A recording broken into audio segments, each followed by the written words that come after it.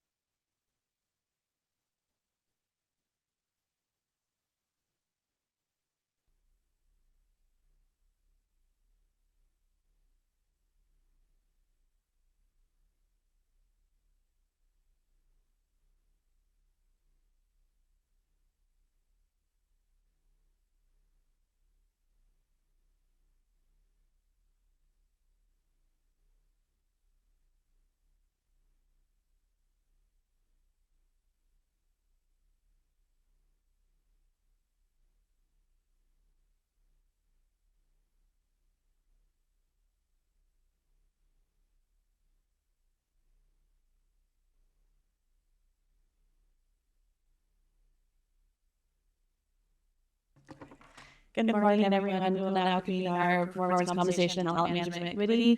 Can I please get the roll call? Melissa Willett? Here. Deborah Gallegos? Nicole Griffith? Here. Kevin Pauke? Good morning. Teresa Taylor? Here. Thank you very much. Our first item of our executive report, Mr. Good morning, members of the subcommittee at the PCK and Doug Hawker, House first team member. Today's subcommittee will conduct interviews of the 3 finalists for the board's primary executive investment compensation consultants of the board for the next 5 years. Following today's interviews, the subcommittee will convene and send the interview scores for each finalist, which will then be presented with a total score. The subcommittee may select the highest scoring finalist for recommendation to the board's full board for the primary compensation consultant board of administration meeting at November 25th, later this month or next month. Unless you have questions for me, I'll turn it over to Justin Ebe of our operations and contracts team, and he'll go through a review of the process we'll be following today. Thank you. Thank you. I don't see any questions from the committee. So today the performance compensation and talent management subcommittee is reviewing the finalists for the board's primary executive and the investment compensation consultant request for proposal number 2025-9385. And we'll be interviewing 3 finalists today. And in accordance with the RFE, we as a group will determine an interview score for each finalist with a maximum of 1,200 points available to each finalist. So at this time, I would like to ask Justin Ebe, CalPERS Contracts and Procurement Manager, to provide a summary of RFE activities to date and the logistics of the interview process. Good morning, Madam Chair and then subcommittee members. Justin Ebe, CalPERS team member. The CalPERS Board of Administration has delegated to this subcommittee the authority to conduct the selection of the board's primary executive and investment compensation consultant to recommend the finalists to the board. On May 16, 2025, CalPERS released the RFE number 2025-9385 to seek vendor participation to provide executive and investment compensation consulting to the board for up to a 5-year period. CalPERS received 6 proposals by the final file date of July 2nd, 2025. 3 of those 6 proposals passed technical proposal evaluation and had their fees opened and scored. All 3 finalists, Global Governance Advisors, LLC, Hugessen Consulting, Inc., and Mercer, LLP, were invited for oral interviews as scheduled today. I would like to take time to update the subcommittee on the preliminary total scores of the 3 finalists coming into interviews today, ranking from highest to lowest. Global Governance Advisors, LLC, received 195 points for their technical proposal score, 600 points for their fee proposal score, and 60 DBBE and incentive points for a preliminary total of 855 points. Hugessen Consulting, Inc. received 185 points for their technical proposal score, and 100 points for the DBBE incentive for a preliminary total score of 838.8 points. Mercer, LLP, received 195 points for the technical proposal score, 553.8 points for the fee proposal score, and 60 DBBE incentive points for a preliminary total score of 808.8 points. Each finalist will be allotted 45 minutes for the interview, consisting of 5 minutes for presentation, 35 minutes for the question and answer period. All finalists will be asked the same questions. If needed, the subcommittee will have 5 additional minutes to provide clarifying or follow-up questions to each finalist. At the conclusion of the interviews, the subcommittee will determine an interview score as a group for each finalist up to 1,200 points available and motion the interview scores. The interview scores will be collected and combined with the preliminary total scores to determine a total score for each finalist. The subcommittee will then be asked to make a motion recommending the board award the contract to the finalist with the highest total score, subject to final negotiations and satisfaction of all requirements. This concludes my summary. Happy to take any questions. Thank you, Mr. Hebe, for the overview. Any questions from the committee? Seeing none, I want to make one programming note for the audience that is watching this meeting remotely over the internet. We're going to turn off the webcast of the meeting during the interviews in order to ensure a fair process where no finalist is able to see its competitors' interviews. We'll resume the webcast after the interviews, so you'll be able to see the subcommittee discuss and score the finalists. And I want to remind the subcommittee that once we start, please stay through the entire interview process. And I would now ask that the roll be taken so that the record reflects the subcommittee members present and participating in the interview and selection process for this contract. Melissa Willett, Here. Deborah Gallegos, Nicole Griffith, Kevin Palke, Teresa Taylor. I also would like to note Yvonne Walker is present. I thought you were, but I'm not certain. On the committee. Yeah. Thank you. Mr. Carlin, would you like to weigh in? Okay. Morning, subcommittee members. So just a programming note as well for conducting this, because this is a subcommittee of the Performance Compensation and Talent Management Committee. The only members who can participate in the question are the 5 subcommittee members. Ms. Walker, you're welcome to be present, and you can participate in the discussion after all the interviews have commenced, but you won't be able to vote today or ask any of the questions during the question period.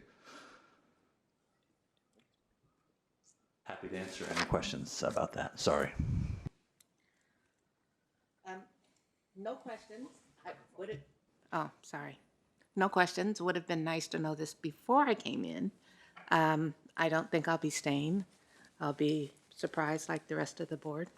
Thank you, guys. Thank you so much. Thank you.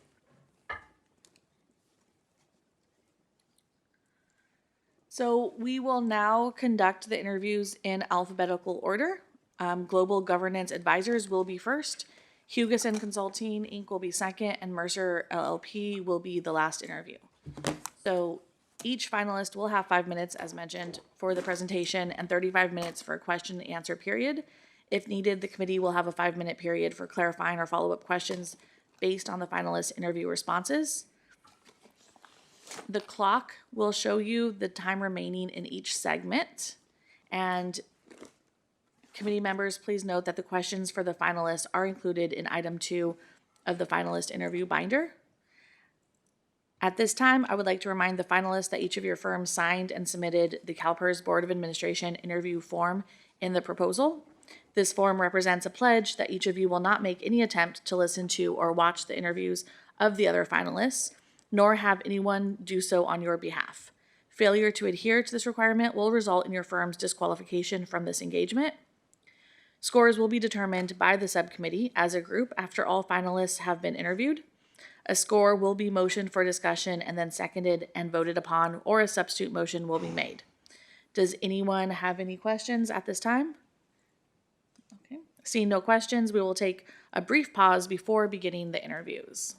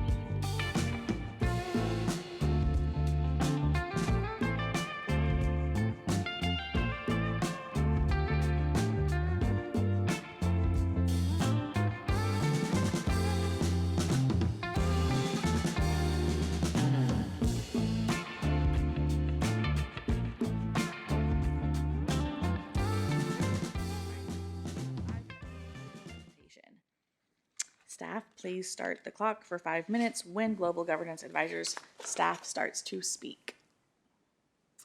Okay, excellent. Thank you very much, Madam Chairs, members of the subcommittee. Thank you very much for giving us an opportunity to address this committee. By way of we're Global Governance Advisors. My name is Brad Kelly. I'm a partner with Global Governance Advisors, one of the principal founders of the firm. And to my right here is Peter Landers, senior partner with Global Governance, also one of the principal founders of the firm. We started in 2009 throughout North America. Each of the seniors that came together at that juncture had at least a minimum of a decade of experience doing compensation and governance consulting throughout North America. And one of the key foundations of our portfolio at the time were public pensions, principally in Canada, but also a few in the United States. We do also have offices located in both sides of the border, and we do operate throughout North America. We do have a broad service offering that we provide our clients. We don't necessarily just focus on executive compensation, although that was our principal focus when we first started. But by means of evolution and requests from our clients, we have evolved to have a full slate of offerings that go from corporate governance, board effectiveness, executive compensation, which we're here to discuss today, as well as succession planning and other HR elements. And that has further expanded because of the trust and the relationship that we build with our clients. When they have that value and trust within us, then we tend to get requests that go beyond just our original service offerings. We want to educate the public sector and the pension sector as much as possible. So we are the principal creators and deliverers of the NCPERS Accredited Fiduciary Program, which has been an offering since 2016, as well as numerous HR certification programs throughout North America as well, where we principally focus on executive compensation. That has led to further requests, both from associations, state associations, oversight committees, legislatures to come in and educate public pension trustees on a broader level. Because of the commitment that we've made over the last number of years, it was an honor to be recognized this year as Pension Partner of the Year in the U.S. For the work that we've been doing throughout the U.S. pension community. We have deep experience in the pension world on both sides of the border, some of the most transformed and complex funds, as well as some of the transforming funds. But in conjunction with that, we also have a significant experience in the investment world as well on the private side. We feel that best practices can evolve on both sides, both in the public sector and the private sector. And so therefore, it's nice to have an understanding of best practices on both sides so that they can be considered, implemented, and adopted on either side of the market. We are your advisors. The two of us are the people you will see in front of this committee, in front of this board on a consistent basis. We have a two senior policy within our organization to provide redundancy. But we are the leads and we are the ones that you will consistently see throughout this engagement. And then lastly, we just wanted to highlight our experience working, of course, with you for the last 5 years or so. I feel like we've made a lot of progress in terms of advancing the compensation levels, getting things like the CIO as part of the long-term incentive program. We reviewed and updated your compensation policy, led you through several education sessions, and also helped, I think, enhancing and improving the CEO performance facilitation and evaluation process, and have further, I think, improvements we can make to that as well. And then what we wanted to quickly talk about is moving forward, what we see as some of the key priorities for you as a committee. So things like further education, especially if you're moving in the direction of TPA, on how that's going to impact compensation. If you do adopt TPA, also looking at the compensation policy, looking at the incentive designs in terms of, do the metrics still make sense? Because I think there's a lot of ways in which we can look at things like, are they incenting the right behaviors? Do we have the right way of measuring investment performance and things like that as well? There'll be further benchmarking of pay to make sure you're competitively positioned, as well as looking at the long-term incentive. It's been a few different cycles. You've worked through one payout, one non-payout. Probably a good time to look at that long-term incentive and make sure it's still working for what the board wants it to do at the end of the day. And then lastly, I think doing that annual review of metrics and making sure, again, that they're aligning with your evolving strategy and that TPA investment approach. And with that, I'll leave it to questions. Thank you very much. We will now proceed to the 35-minute question and answer segment of the interview. You will have a total of 7 questions, and each question will be asked by a different committee member, and we will rotate. So staff, please start the clock for 35 minutes when the first question is asked, and I will turn it over to Vice Chair Gallegos for the first question. Great, thank you. Describe your experience working with public pension boards or similar bodies which operate in public settings. What do you do to balance the needs of the board, the organization, and its members and beneficiaries when you develop and present recommendations? Thank you for that question. Sector and within the pension world throughout North America. As I mentioned, the foundation of our firm started in Canada, transforming a lot of the funds north of the border, which then led to an interest and appetite to moving our services down here into the United States. Large pension associations started to recognize our positioning in the market, made recommendations and requests that we come in and start educating trustees. And so we truly believe on the education side, when we work with clients, we truly believe that it's not just our recommendations that come forward, it's also the rationale as to why we're requesting, making these recommendations. And we are also very much aware that you operate within a fishbowl, very politically motivated and very politically driven. And you do have stakeholders and members who are consistently watching. So when we embark on that education side and basically explaining why we're recommending what we're recommending, we are very much aware of the fact that we want to educate not just the board, but also the stakeholders and the outside members so that they get an understanding as to what is the motivation and the direction and the purpose through which we're recommending. And the only thing I'll add to what Brad was saying is we understand that compensation levels are a very sensitive topic. And it's, tough in terms of balancing out, the private and the public sector pieces that, a lot of public pension funds deal with.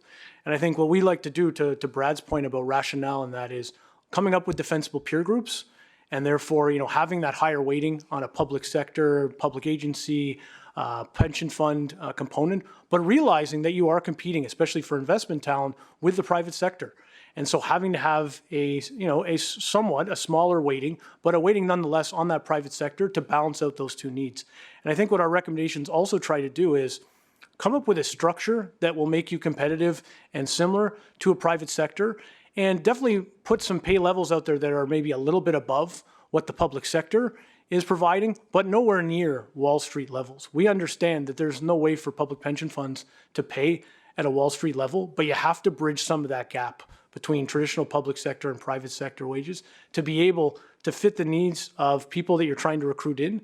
And if you're able to take that gap and shrink it a little bit and move part of that way, then you can use some of the intrinsic benefits, like the purpose-driven organization that you're working for, like potentially a little bit more work-life balance. Yes, the ability to give back to the members and to be really working towards more of a public good. But if you're not able to bridge part of that gap and it's too big of a gap, you're not going to be able to necessarily bring those people in. So it's about bridging that gap and then using some of those intrinsic benefits that pension funds have to really be able to provide that full suite of total rewards and sort of meaning to the role that someone's playing. Thank you. Our next question. Your firm may have experience with pension funds both inside and outside the U.S., which often have different compensation philosophies and regulatory environments. How do you approach compensation consulting for U.S. funds? What lessons or best practices from other models, if any, do you believe could be adapted to the U.S. context, particularly for CalPERS? I can start and then Brad can add on.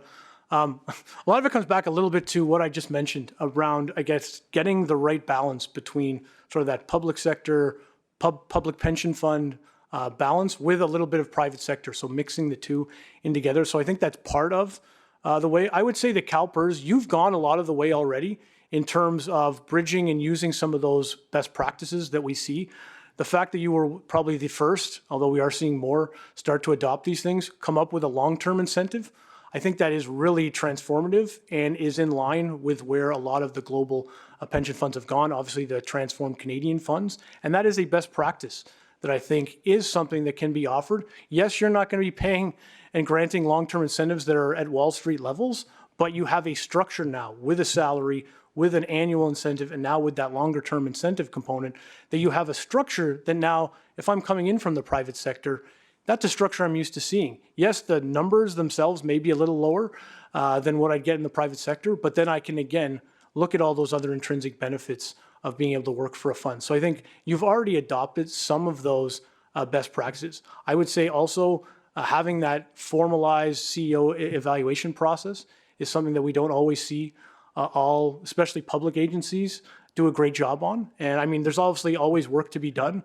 in improving and enhancing those types of evaluations and practices. But I think you've made a lot of great steps in moving in that direction. So those are just a couple things that come to mind. Brad, I'm sure you might have some other ideas. We also, and it's not necessarily the case here in California, but you can imagine other states that we currently work in, the restrictive nature of the politics in terms of overseeing and safeguarding their public pensions. One of the things, as I mentioned before, that we like to do is educate and inform. And so oftentimes, and this is not the case thankfully here in California, but in other states, we get asked to meet with members of the politicians or members of the Oversight Committee or legislators directly to basically help talk about how some of their old thinking or their old policies that have never been reviewed or revisited in 30, 50 years might be updated to better enhance the overall performance and the abilities of their pensions to meet their pension promise for their members and to basically lower some of the financial pressures that they currently find themselves under.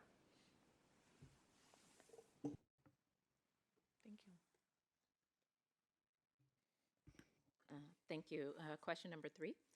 What current compensation issues exist for public sector employers as they relate to incentive pay, executive, and investment management positions?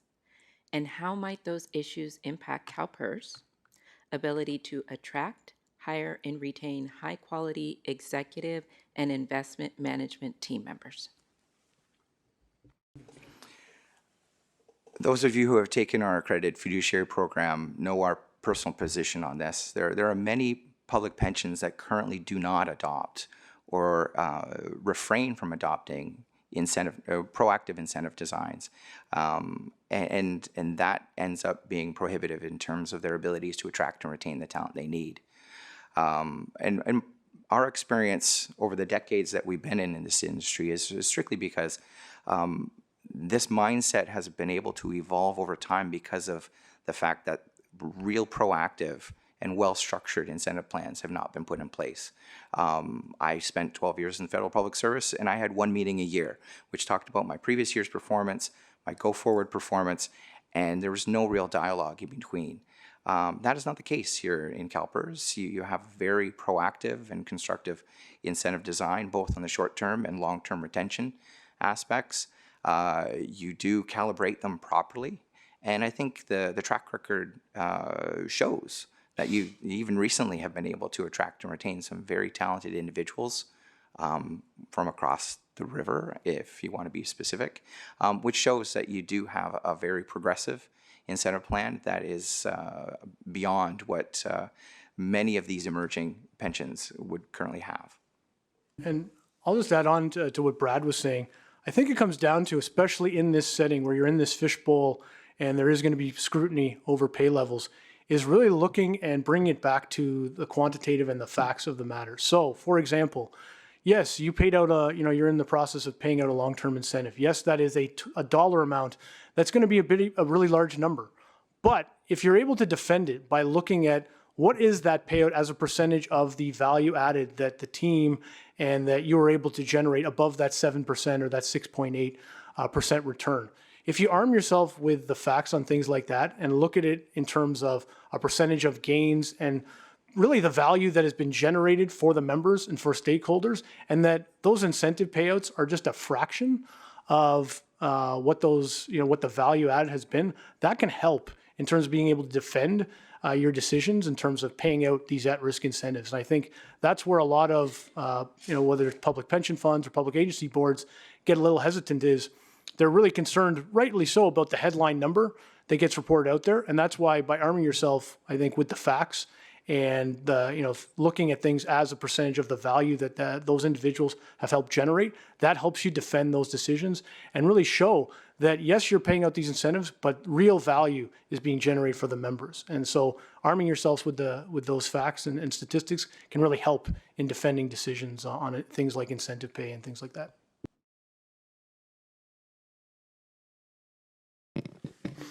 Thank you, Madam Chair. Compensation decisions for public pension funds are subject to heightened public scrutiny and transparency requirements. How does your firm navigate the challenges of designing and recommending competitive compensation programs for this environment? And can you provide examples of how you have addressed public or media concerns regarding executive or investment compensation in previous engagements? As we mentioned earlier, one of our principal practices is to educate as much as possible and inform. We most often will recommend to our board that they focus on the objective results, the objective proofs. When you look at numbers, it's hard to refute that. But the media they love the juicy headlines, they love stirring up a story, and compensation is something that tends to be a lightning rod issue in many communities. We often would say, make sure you understand the numbers. We advise our trustees, definitely understand the numbers, understand the rationale behind those numbers, how you came to that conclusion. Because when you can defend it with the objective facts, and as Peter mentioned before, a correlation not just to what you paid out, but a correlation to the value add that was generated through this compensation exercise, takes the wind out of their sails and allows the community to truly understand what it is you're trying to achieve. I can say that, reflective of our time here working with your board, the public comment has changed over time, and that member criticisms have lessened over time because they truly do understand the objective aspect of what we're trying to do and where we're trying to lead your organization, where we had been trying to lead your organization, and the performance-driven culture that were behind the numbers. And I think as long as you can continue to communicate that, people will get it. Unions get it. Public servants get it. Politicians get it. And again, if you arm yourself with the objective facts, it's hard for people to refute that. And I'll add a few things that we've done in particular to, I think, further justify sort of incentive payouts and compensation levels in the marketplace is, yes, looking at, what are these payouts as a percentage of the value that's been added. But we've also helped certain funds in doing outside third-party audits of the incentive payouts. So there is very clear accuracy and there's trust that the numbers are correct and that they've been calculated correctly. So that's one way we've done it. From a disclosure perspective, this is more so not in the United States, but with some of our Canadian funds, we actually have helped them in their disclosure in terms of providing a level of disclosure that's much closer to what you might see from a publicly traded company. So there's a lot of transparency in terms of what sort of those top executives are paid, how they're paid, why they were paid the way they did. So we've helped them do that. I'm not saying you want to go in that level here, but in terms of examples of how we've helped in terms of transparency and disclosure. So those are a couple of things that came to mind for us. And I think to Brad's point as well, we're able to, where possible, challenge some of the, the public comments and things like that. And I will say, we did have one of your common detractors actually, I think, praise some of the work that we've done and the progress we were making, and that we maybe weren't even moving fast enough. So, I think an example of where we've tried to deal with some of the potential criticisms out there, but arm it with facts and data to back up the decisions that you as a board have made.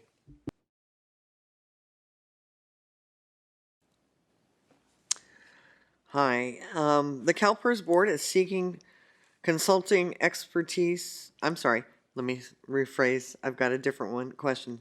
Describe your experience developing incentive plan recommendations, which include qualitative and quantitative performance objectives, as well as shared organizational quantitative performance objectives.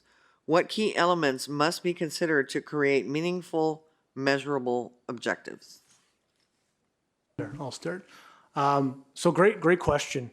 And I think it is about getting the right balance between quantitative and qualitative metrics. We as a firm, though, are real big proponents of where you can quantify things as much as possible, the better off you are, especially with everyone sitting around this table in terms of being able to justify why certain decisions were made. If you're able to speak to a quantitative formula and not have to say that, we relied on a lot of, what people will view as discretion, I think that helps in terms of arming all of you with, not having to, use too much discretion.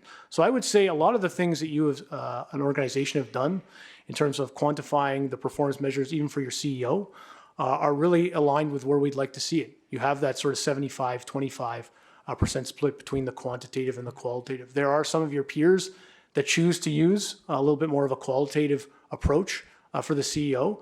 And I would say, that comes with its own challenges. You're relying a lot more on the board's discretion and views on things. I would say if you are going to use qualitative metrics and qualitative areas of performance, we've worked with some of our funds to actually come up with descriptions of what that qualitative performance looks like at sort of a minimum target and sort of that superior level of performance.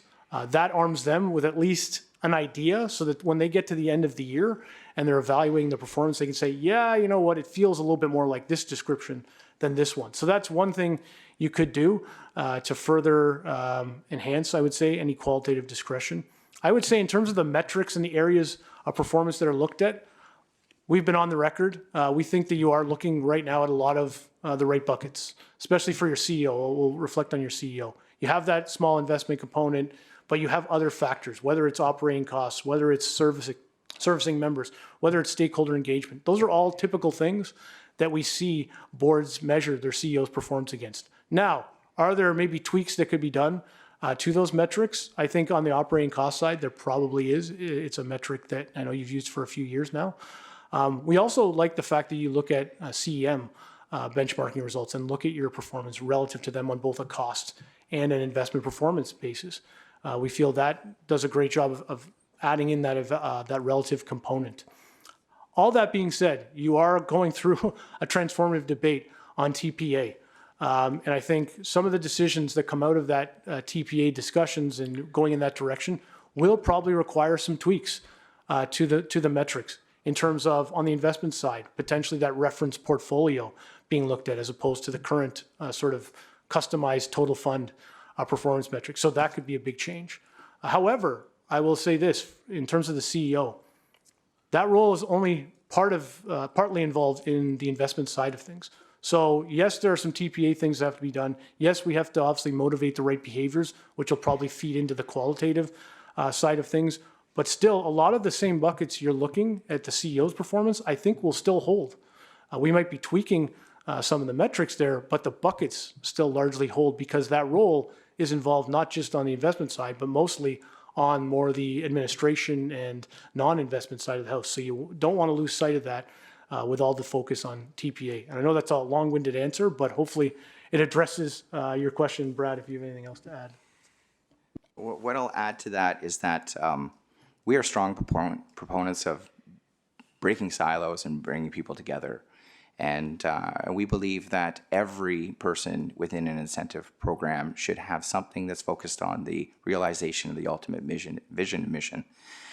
So in terms of public pensions, that would be, what is that total portfolio return? What is that total return, the annual return?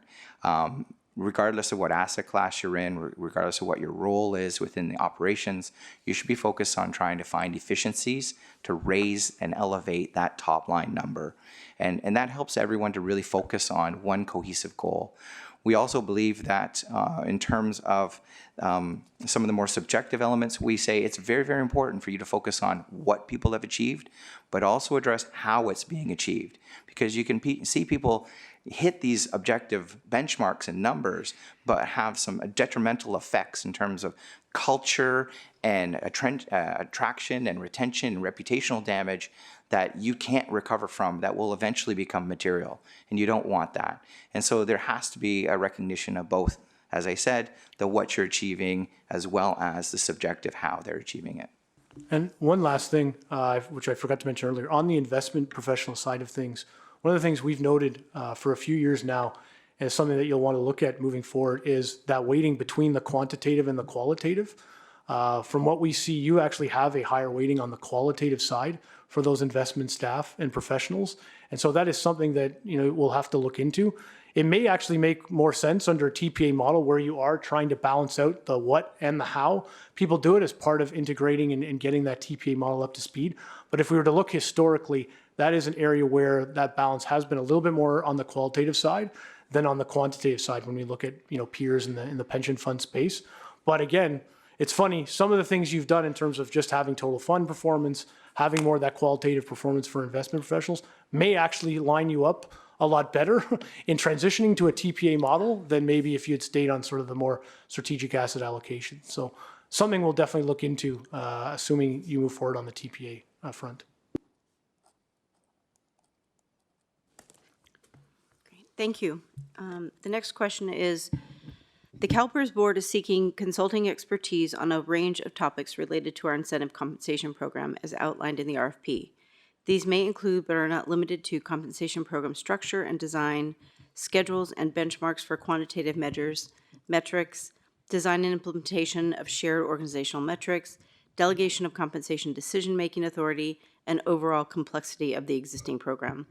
Based on your knowledge of those topics, please describe the specific actions your firm would prioritize and undertake within the first 120 days of engagement if selected.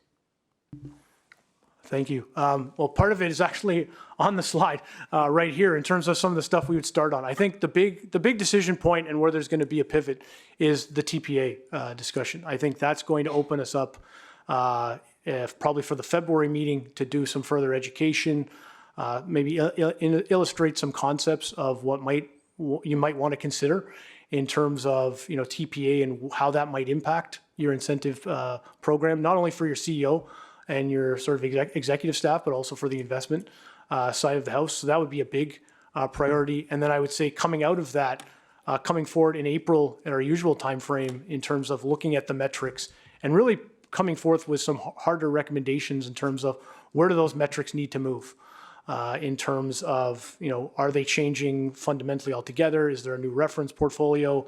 Things like that. And then our idea would be in June to then come forth with formal sort of changes for the upcoming fiscal year. And I think it's important to realize too that under a TPA approach, if you go in that direction, that it's going to be an evolution. So you're not going to get all the way there on day one.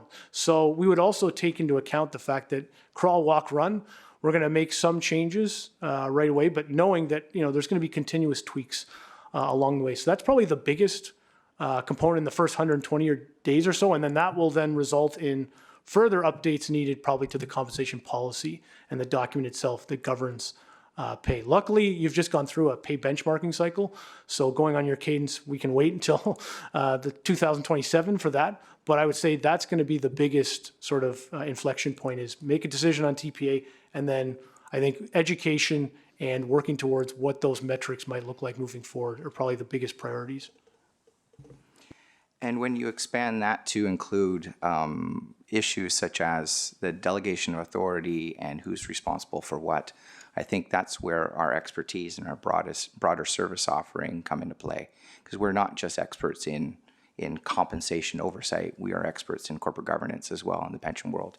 And we'll help you navigate that. Adopting TPA is something brand new in this country, and it will change the risk oversight function of your board. And so therefore, we will have to work with you to make sure that you're able to function in a way that allows your people to do what they is intended to do under TPA, but then also make sure that the compensation and incentive design are structured to incentivize the right behaviors. And that's the big one. So we'll make sure that there's adequate stress testing and tire kicking as we go through this to make sure that you're not caught off guard and that you're not putting something in play that may actually materially impact your fund going forward. And one other thing I forgot to mention is, regardless of what direction you go on TPA, one of the things I know we talked about at the September meeting was further education and discussions around improvements to the CEO performance evaluation and assessment process. And we have a few ideas around that about how we can maybe use some automation and some online tools to help in terms of that process, have maybe some regular quarterly check-in points around the CEO's performance and the overall total fund and CalPERS overall performance. So that would be another priority besides just, if you go on the TPA route, it would be talking through those CEO performance assessment changes and getting ready for the next cycle, which will be, next September. So that would be another thing on our 120-day to-do list. That goes straight into their next question, our final question. The scope of services for this contract includes the provision of compensation-related educational sessions or workshops. If asked to provide this service one or more times during the course of the contract, what approach would you take to design a session, and what key topics would be important to share with us during such a session? As most of you know, this is definitely something within our skill set and our service offering. We're highly committed, as I said before, to education. We would basically embark on the same process we're in the States, process that we've conducted with your board in the past. We would engage a number of key members. We would have some initial conversations, both with the committee chair, the board chair, on what is the conversation right now, what are the stress points, and then we would help shape that. We would work with staff collectively to make sure that we're addressing hitting the key high notes. But then also, we always make ourselves available at any time for any of the board members if they have questions or concerns about things that have been recommended or any stresses that suddenly emerging within your community. And in terms of specific topics that could come to mind, I think one of them would be CEO performance assessment, best practices, if that's something you wanted to look into. Obviously, again, the TPA discussion around and we've already done some of that education, but I think some more detailed education around TPA and how that then gets integrated into the compensation program makes sense. And then probably not in the first 120 days or so, but as I mentioned earlier, you have gone through a couple of cycles on the long-term incentive plan. And I think it would be good, this board, a lot of the board probably wasn't here when that plan was adopted. So I think some further education on long-term incentive plans in the pension fund space, where those have been moving in terms of the direction as well, some of the trends out there, and maybe even looking at your plan in relation to others and making sure that it aligns with that evolving strategy of CalPERS as an organization would be another, I think, key education point. Again, maybe not a 2026 initiative, but maybe an early 2027 or so initiative, because it is getting to that regular cycle, 2 or 3 cycles in, to start re-looking at that. And maybe it all is great and it's working well and it's working the way you intended and it's motivating staff and the team members, but it's important to always do those regular check-ins, and it is getting to that point where you'd want to look at that and have a good understanding of that as well. And just to add, and this is outside of the scope of the current mandate, but those of you who have taken our accredited fiduciary program understand that there are tools available to your board that could help you identify what are the key stressors and skill gaps within your board. 2 processes that come to mind. One is undertaking a board effectiveness assessment, trying to take a deep look under the hood to see if there's anything that your board could benefit from in terms of education opportunities. And then also a skills assessment or skills matrix assessment to say collectively, here is what we need, here are the skills and experience and backgrounds we need to fulfill the mandate and the workload of our board on an annual basis. And then also undertaking an assessment to say, here's what we have in correlation to that list of needs. And that helps you identify 2 things: individual skill gaps that you might want to pursue on your own in terms of your own personal development opportunities, but then also from a broader perspective, seeing, are there any broader holes that could be filled through full board education opportunities, or even through requesting appointees that have specific professional or skilled experience that can be brought in and sit on your board.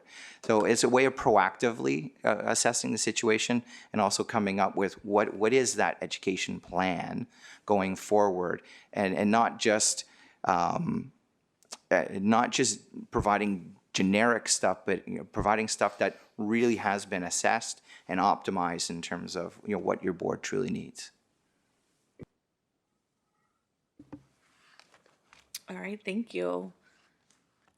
So that ends the prepared questions. We have an additional 5 minutes for clarifying or follow-up questions.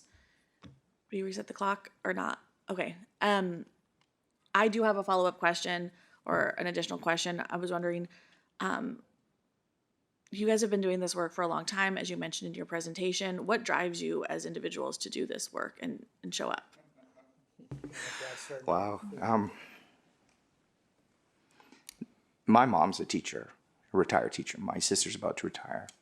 I spent 12 years my own career in the public sector.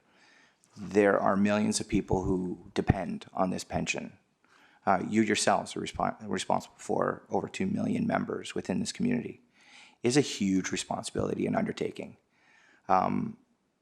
We don't agree with the current model that exists here in the United States, particularly because there's billions that are generated at the Wall Street level on the backs and at the stake of your pension system and your members. That's not an equitable model. We passionately defend pensions throughout the U.S., and those of you who have heard us speak know we have no problem standing on stage and defending what is right. We truly believe in truth to power, and upholding DB pensions particularly have such a strong value in the community. And you operate, as we keep saying, in this fishbowl under tremendous external pressures. But it's the way in which you attract and retain people into your public service. It's the way in which people come into the public service and say, I'm willing to take a lower pay rate because I know I'll be taken care of later on in life.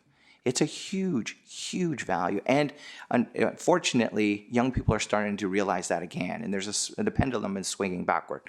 You see, Alaska is a great example of that. They went to total DC plan, and now they realize they can't attract and retain anyone they need. Dallas Police and Fire all of a sudden went to a DC plan, and now they had about 800 people leave within a week. You can't operate like that. And so the commitment we have to the pension community, most of the work we do is pro bono. Most of the traveling we do is pro bono. And we do that because we believe pensions are such a valued element within society, and they need to be safeguarded and protected.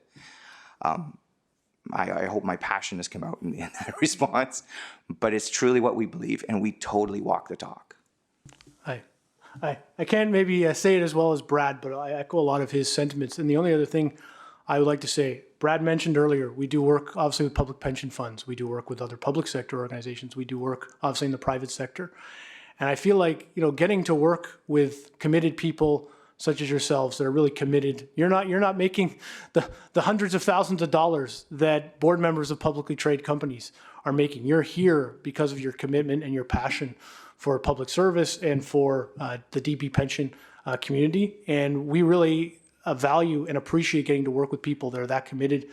And to be quite frank, a lot more friendly than walking into a private sector corporate boardroom where everyone's out for the last dollar.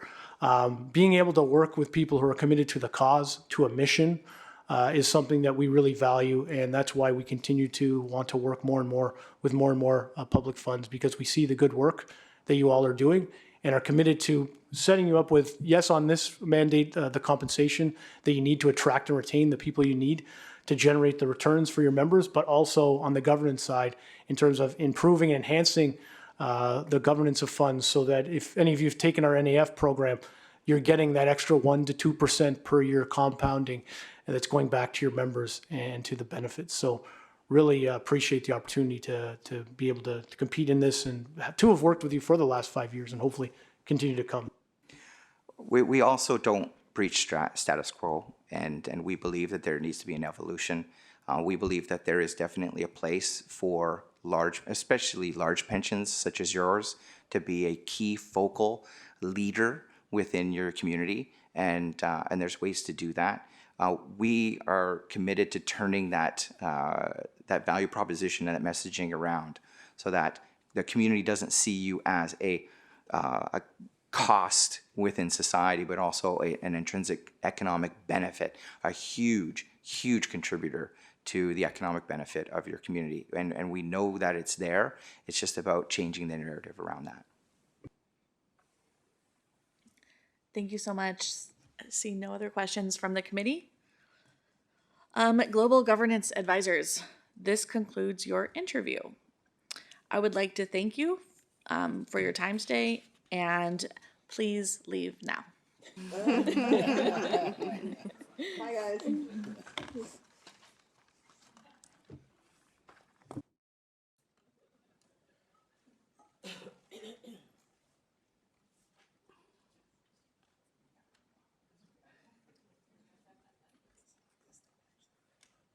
Please leave the auditorium.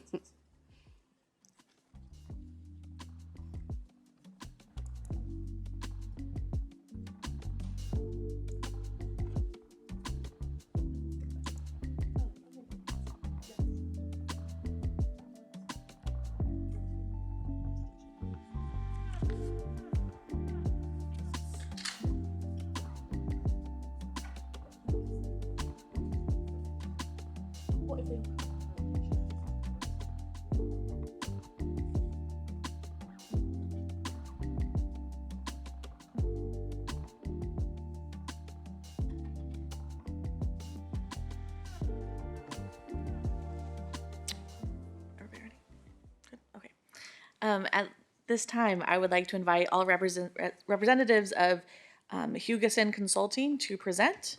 Your firm was asked not to view the interview that preceded you. Can you please confirm, to the best of your knowledge, your firm did not view that interview? Yes, I can confirm that. Thank you. Hugessen Consulting, you will have 5 minutes for your presentation. Staff, can we please start a 5-minute clock when Hugessen Consulting staff starts to speak? Okay, great. Thank you. We're good to go. Good morning, committee members, Madam Chair.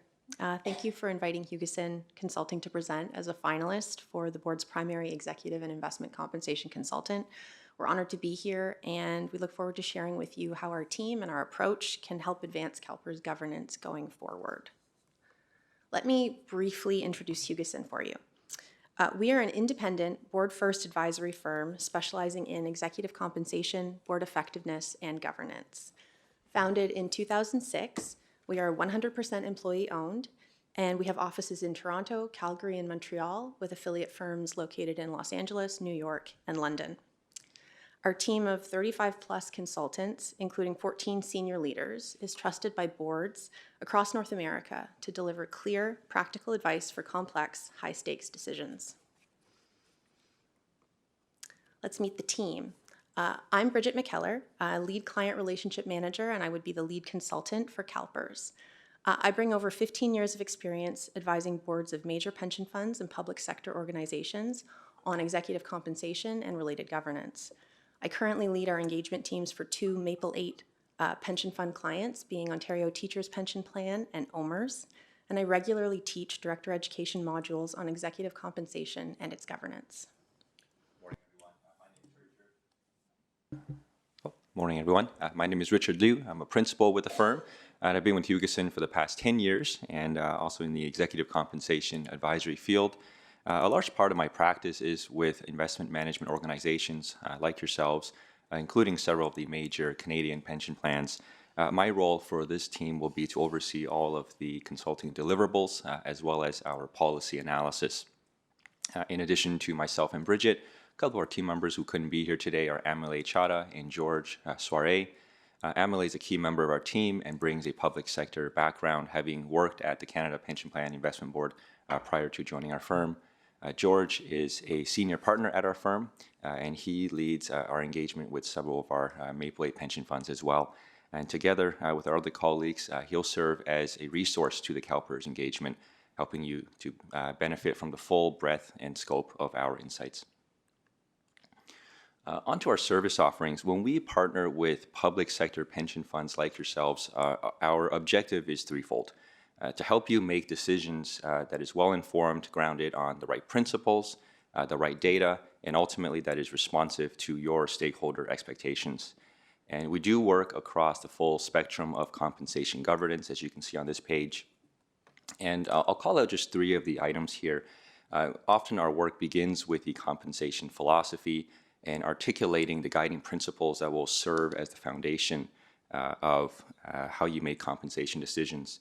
A lot of the work that we do with public sector funds is on the investment management, the calibration of benchmarks, and performance.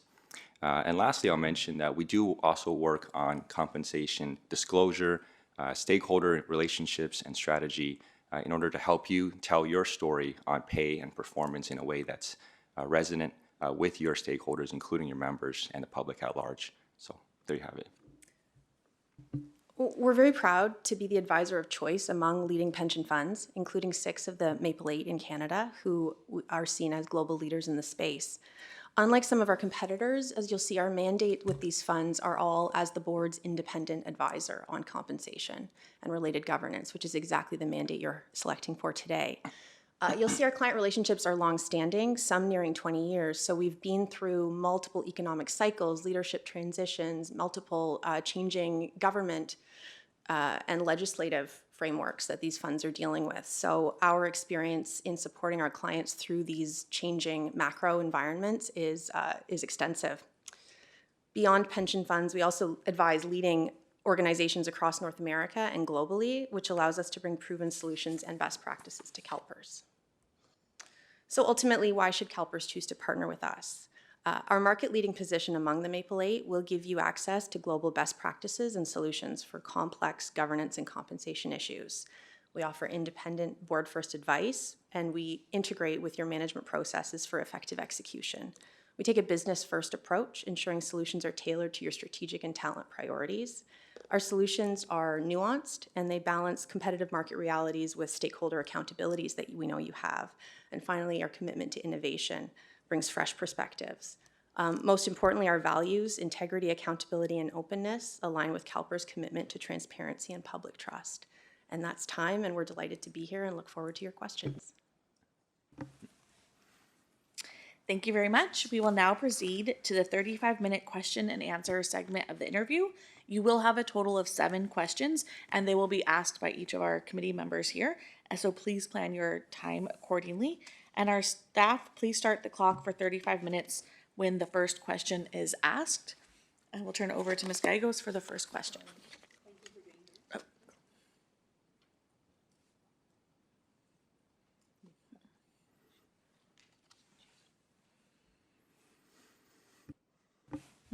Testing. Okay,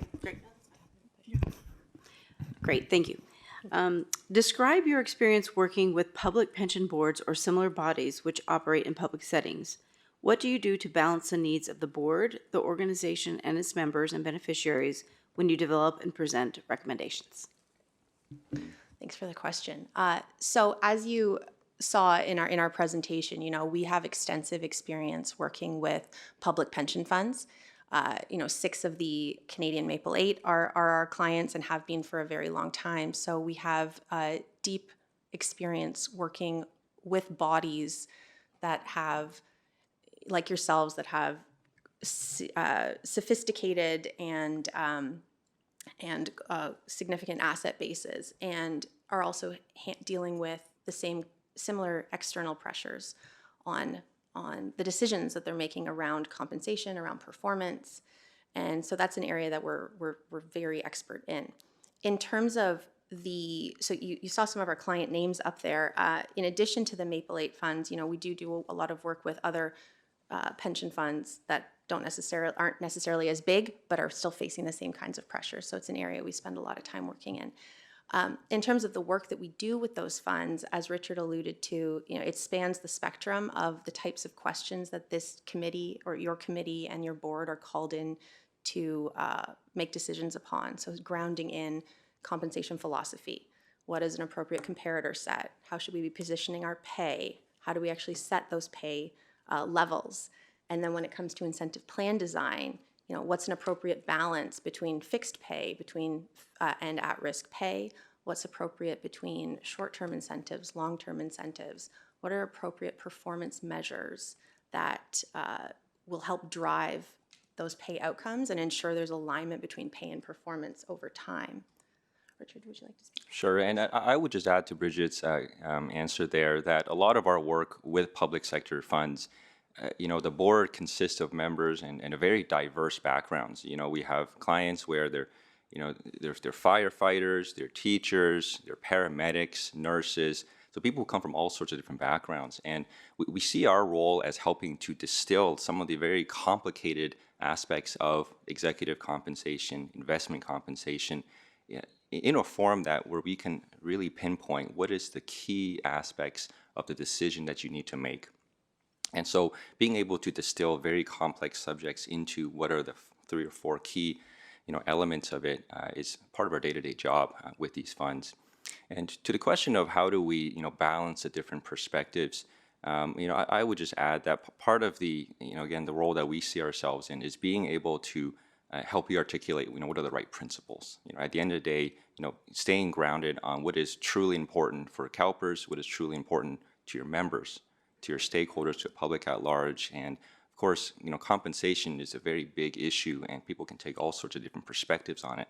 But being able to take into account those different perspectives, I mentioned earlier, part of our work is with stakeholder engagement and communication strategies. And that is with, that is through the lens of, when we're providing advice or recommendation on compensation, we not only look at it from, a data or a, analytical perspective, but we ask ourselves the all-important question of how is this going to be perceived, from the outside, right? How are we going to communicate this decision, to the public who may or may not have the same access to the depth of complexity that we're used to? And so, so that gut check at the end of the day, making sure, can we tell a story here that is both, rational, that's going to be well accepted, by the broader stakeholder base? That's the lens through which we think about our recommendations and how we provide support to our clients. Thank you. Our next question is, your firm may have experience with pension funds both inside and outside the U.S., which often have different compensation philosophies and regulatory environments. How do you approach compensation consulting for U.S. funds, and what lessons or best practices from other models, if any, do you believe could be adapted to the U.S. context, particularly for CalPERS? It's a great question. And clearly, as we've talked about, we do have extensive experience working with primarily funds operating within, the Canadian pension fund model, which we fully appreciate. There is different context in which those funds have, evolved over time, a different governance model, different relationships with various levels of government, and that has dictated in many ways how these funds have been able to evolve, particularly when it comes to their compensation frameworks. So we fully acknowledge that there are different pressures acting upon CalPERS as an organization as compared with some of the Maple 8 funds that we know so well and that we've worked so closely with. I would say that when we think about it, if we bring it back to first principles, we do believe that there is consistency, a lot of similarities in terms of, what the building blocks are here, and for a big U.S. fund like CalPERS, and with these Canadian funds that we work closely with. So, you've got to pay competitively. You need to define, you need good talent. You're competing in an environment where the private sector has almost unlimited earning opportunity for high performers. So how do you craft a employee value proposition that allows you to attract and retain the types of talent that you need to, deliver on the pension promise for your members and to be able to generate those types of investment returns that you need to generate. But we do think that there's a lot of consistency in terms of first principles. And what else is important? You know, pay for performance is important. We see that in your current approach to executive and investment compensation. So all that to say, you know, we believe that there are a lot of consistent principles across, and we can bring, you know, creativity and thinking and best practices from a different environment and think about how to tailor them into CalPERS' unique environment. Mm-hmm. And I would just add, you know, what makes our value proposition unique in comparison to our competitors is that this particular mandate that you have is exactly the mandate that we do for many of the Maple Leaf pension funds. This is exactly the same mandate. And when we look at, you know, in addition to having similar, you know, objectives and principles, when we look at the track record of success, the Canadian Maple Leaf pension funds, you know, they are the North Star. They are, you know, some of the highest performing pension organizations globally. Okay, and so, you know, why do I think that? Well, you know, looking at funding status, by and large, they're fully funded. Investment returns are all very strong. They have some of the most sophisticated, you know, risk and liability management processes across the globe. And so by retaining us, you'll be able to see some of the, you know, the secret sauce that goes behind the scenes in helping, you know, create that level of high performance within those organizations in your particular context. Okay, and when we look at some of our competitors who may be, you know, more used to the U.S. market, it's a different kind of system in terms of the performance that they've been able to realize through some of their advice and through their recommendations. And so what we'd like to bring here is that secret sauce of success that we see at the Maple Leaf Pension Funds here to your organization.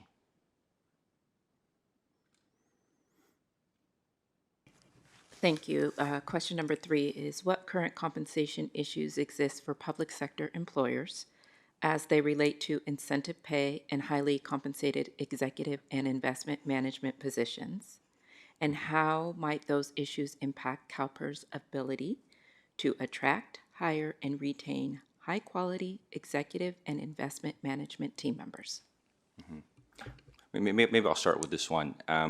You know, at the core of any public sector pension fund is the strategy.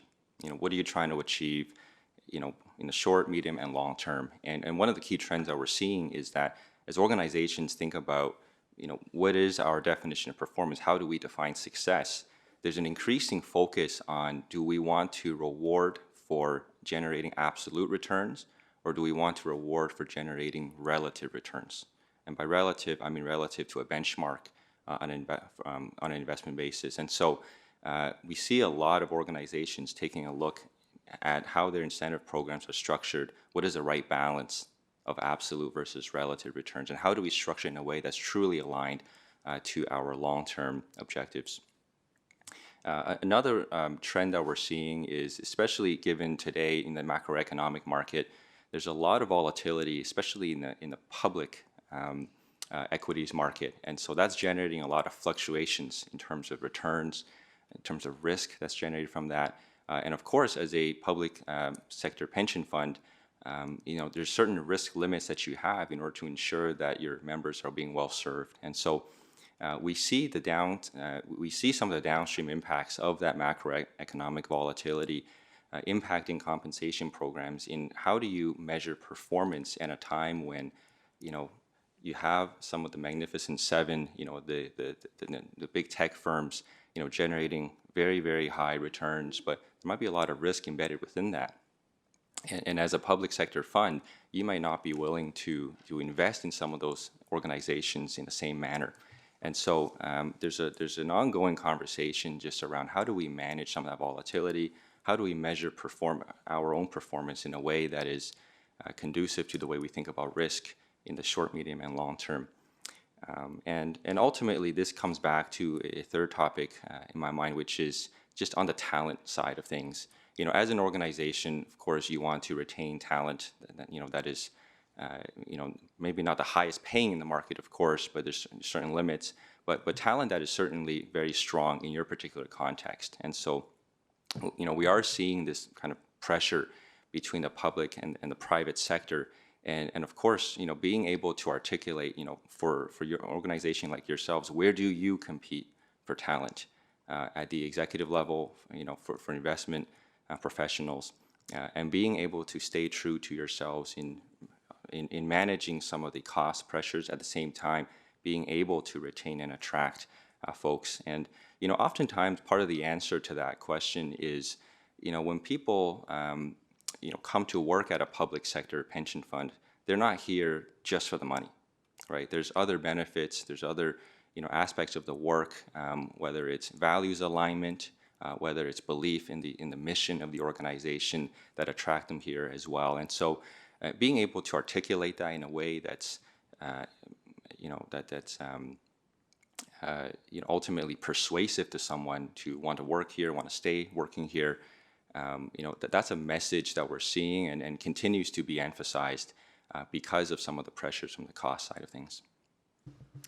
Just to add on to that, thank you, Richard. I think two other trends or areas of focus for public pension fund boards, actually these two topics I think transcend for outside of the public pension fund space and are more around, we're seeing them across a wider client base, but increased focus on wanting to be able to deliver differentiation within an employee base for high performers versus perhaps those who are not performing as strongly.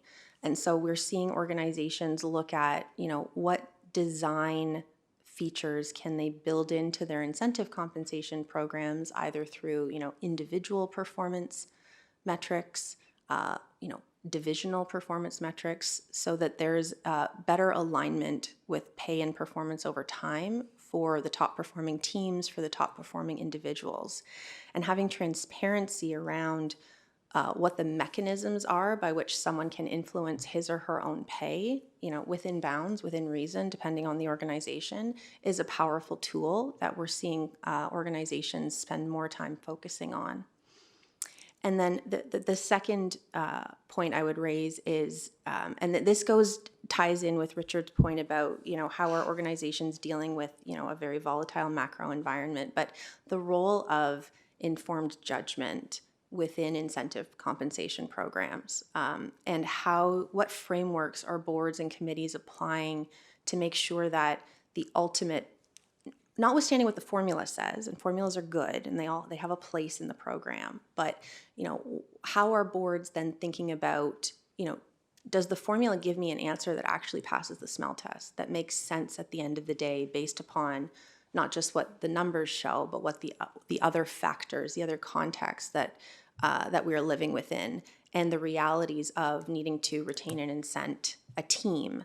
And things go sideways, things change, the macro situation changes. So the frameworks that folks are building and applying, and having those less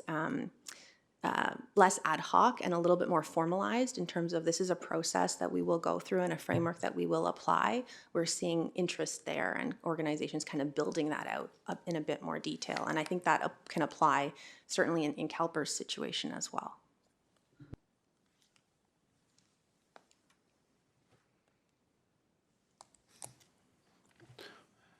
Compensation decisions for public pension funds are subject to heightened public scrutiny and transparency requirements.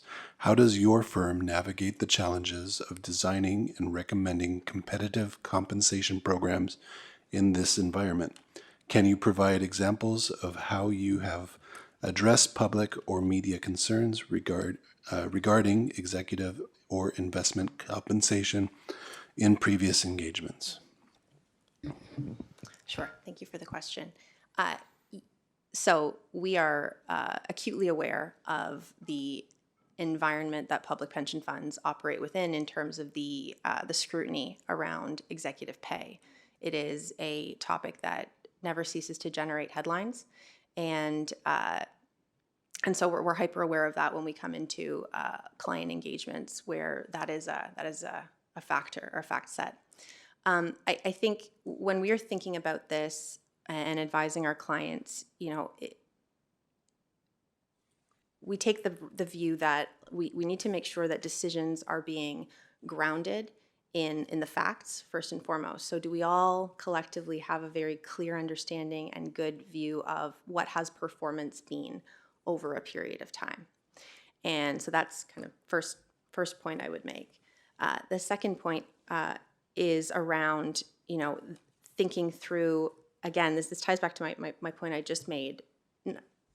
Notwithstanding what the formula says and what the performance numbers kick out and what the comp numbers are, do we actually feel like the outcome is fair and defensible and reasonable within the context? That's a second set. And having, very candid and open conversations with management, with the board, around those types of questions we think are valuable, giving folks the opportunity to express reservations, doubts, et cetera, and talk those through, we think is valuable and important and should be encouraged to ensure that the board as a whole and the committee as a whole feel like everybody's on board with the decision that's been made.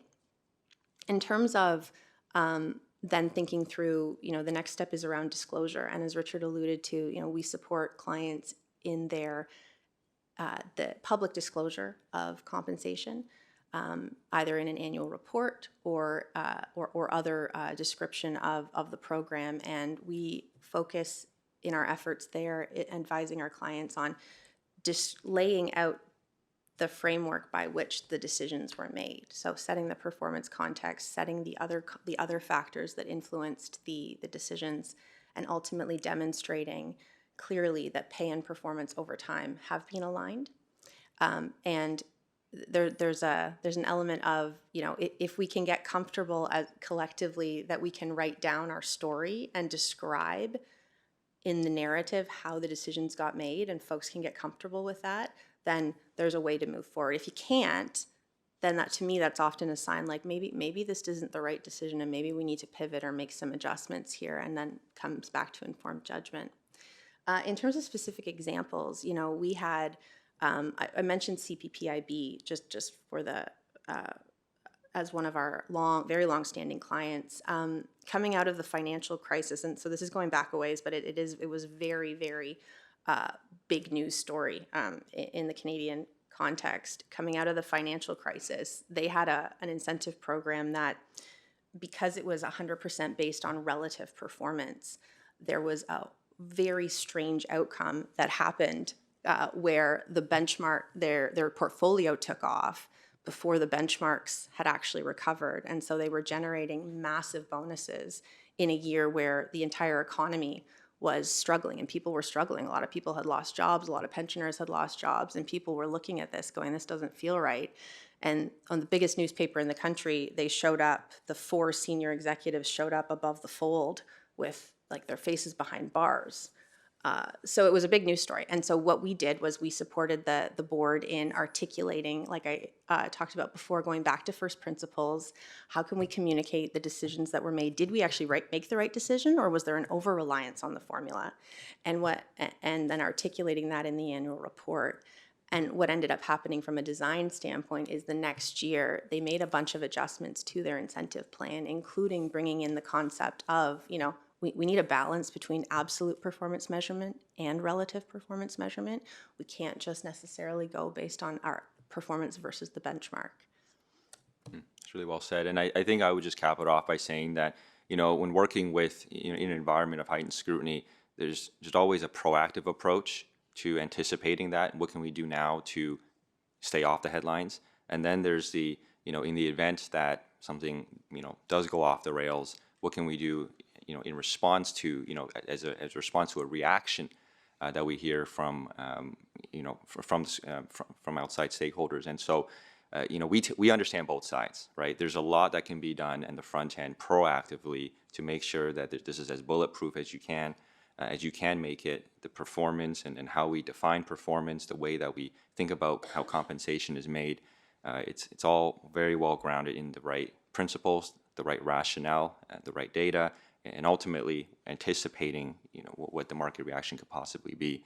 You can't anticipate everything, right? There's always going to be something that, someone pulls out from the air, in terms of a critique. And so being ready to respond on a reactive basis as well, understanding, what is their perspective, right? Like, well, what is the source of their concern? is there validity to it, as Bridget mentioned, and then being able to articulate, our response to that in a way that's in a way that's collaborative, but at the same time, staying true to your principles. That's the approach that we would take.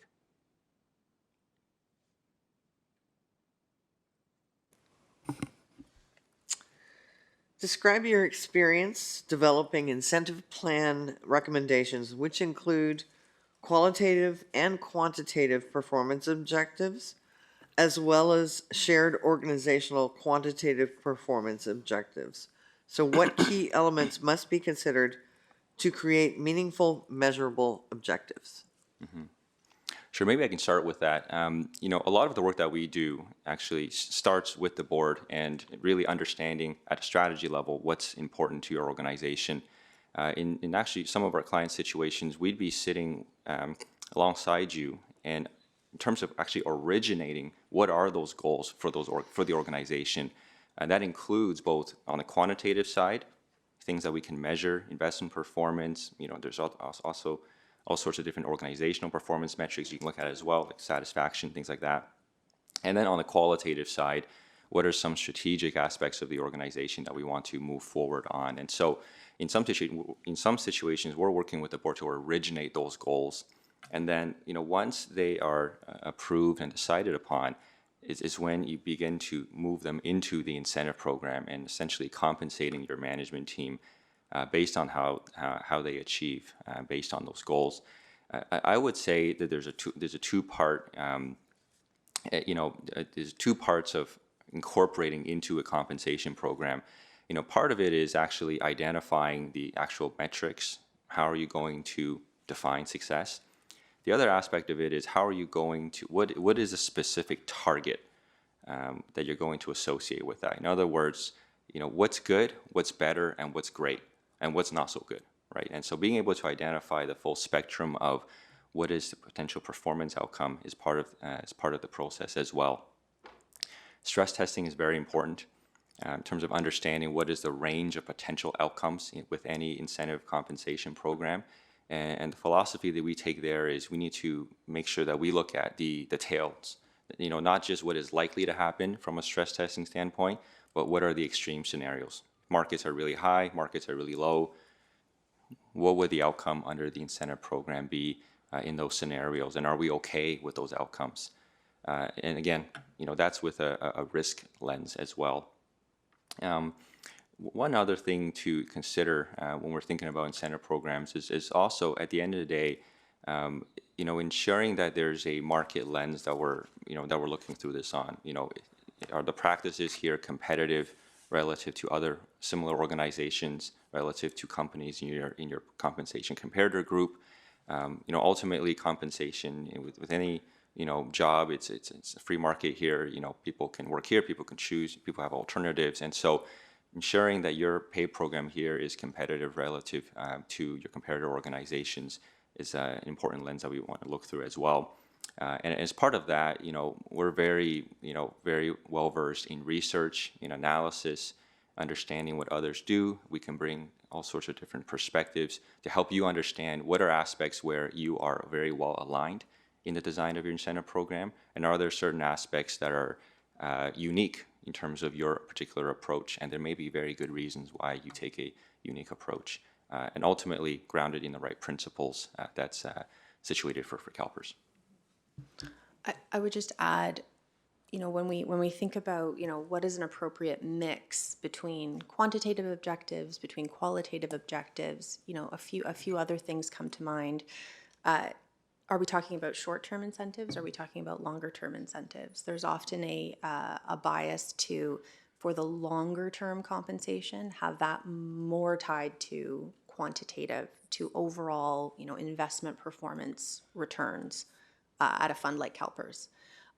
Whereas in the short term, you often see more of a balance between quantitative being, the investment returns, and the qualitative strategic measures that you might see that the organization has laid out either at the enterprise level or within certain business units.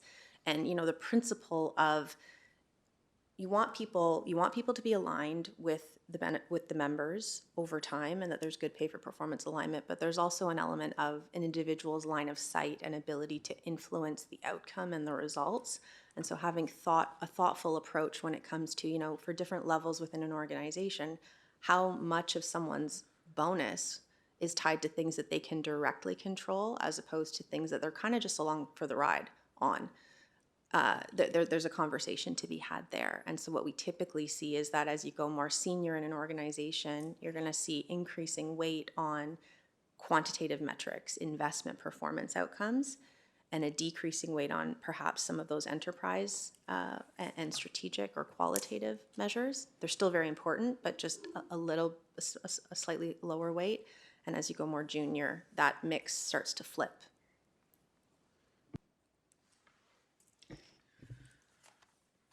Great. I will move on to the next question, if that's okay.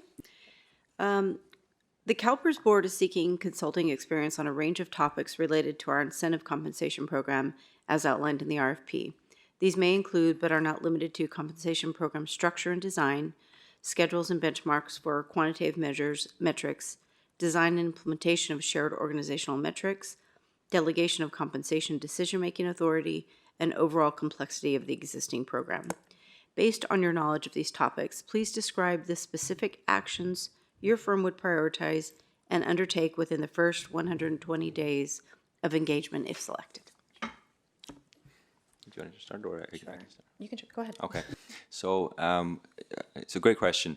Within the first 120 days, our objective will be threefold. One is understand CalPERS compensation program, and number three is develop our perspective on your compensation program. So process-wise, what that would look like is we would have one-on-one interviews with each member of the committee and perhaps the board, as well as with key members of the management team, CEO, chief investment officer, so on and so forth, to really understand what is the strategy of your organization, where do you compete with for talent, what are those talent implications, and also to understand what are the views on the compensation program.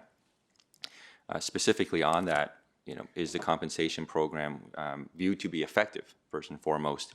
Are there certain aspects of it that is working well? Are there certain aspects of the compensation program that perhaps isn't working as well? And so we want to make sure that we get as deep as we can in understanding your strategy, your mission, and ultimately the views on the pay program as well.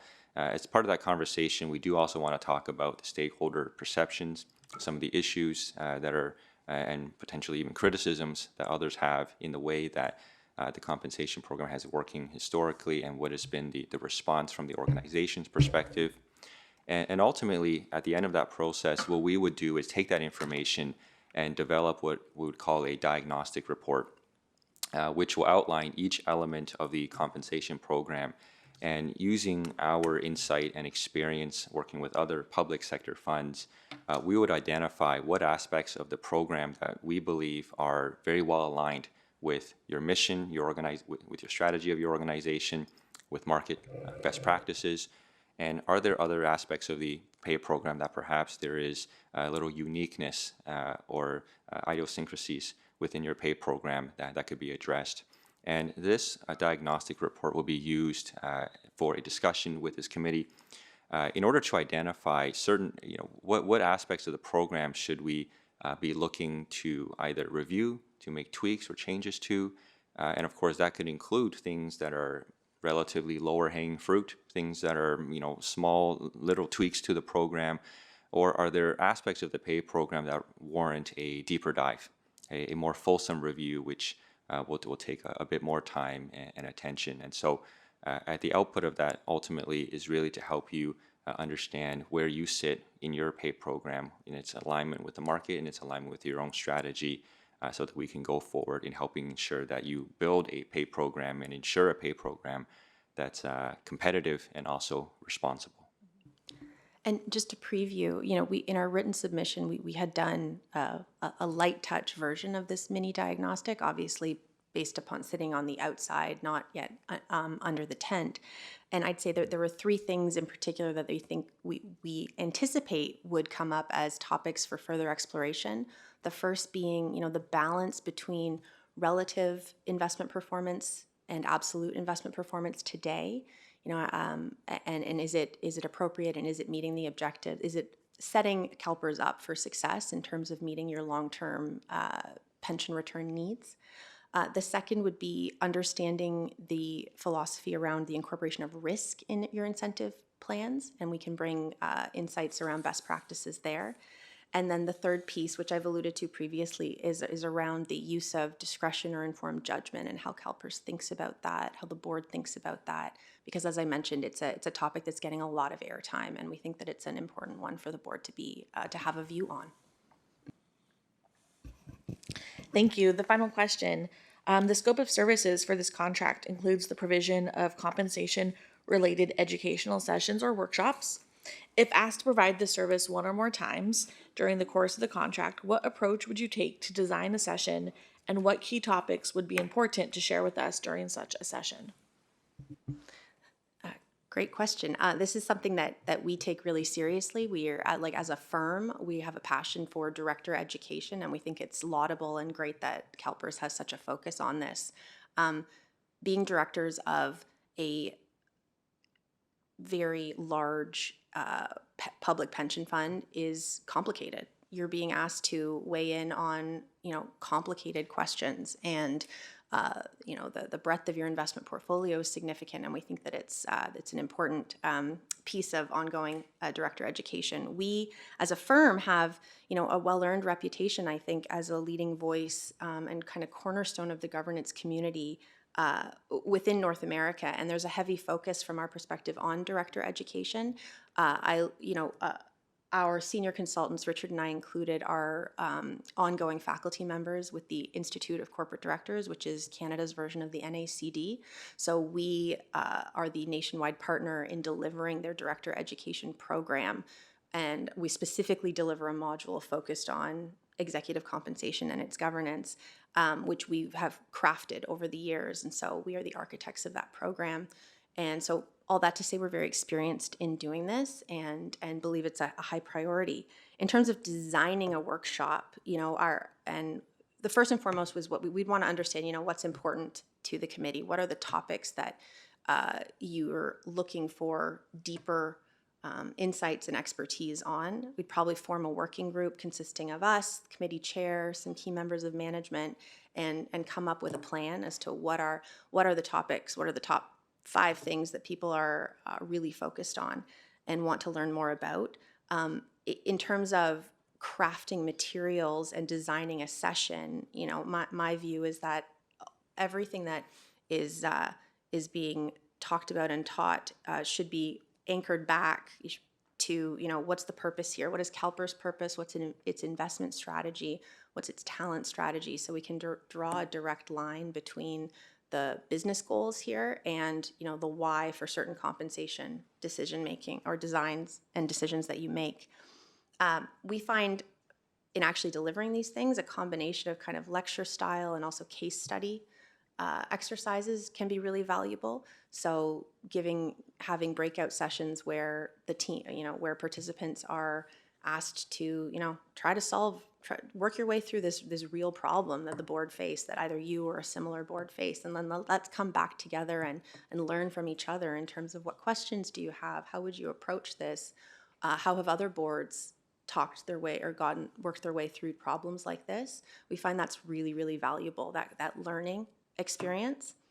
And then my final point would be, if there is appetite to go deeper on a particular topic, I'd highlight we do have very deep research capabilities and a really broad network, both within leading pension funds and also related bodies like CEM, performance benchmarking, and other organizations that would allow us to, go deep on kind of any topic you'd be looking to. Is it really deep on value-added performance benchmarks? Like, we can design a session just on that. Is it strategic objectives? We can design a session based upon that. Sorry, and I see that the clock is done. So, thank you so much for those responses. The time has expired. We will now have 5 minutes for any of the committee members to ask any clarifying or follow-up questions for Hugessen. Ms. Griffith, did you want to ask? Sure, thank you. Just a follow-up question that we had is, can you tell us and share a little bit about what drives your passion for this work? Am I on? I'm on, sorry. That's a great question. Yeah, this is, I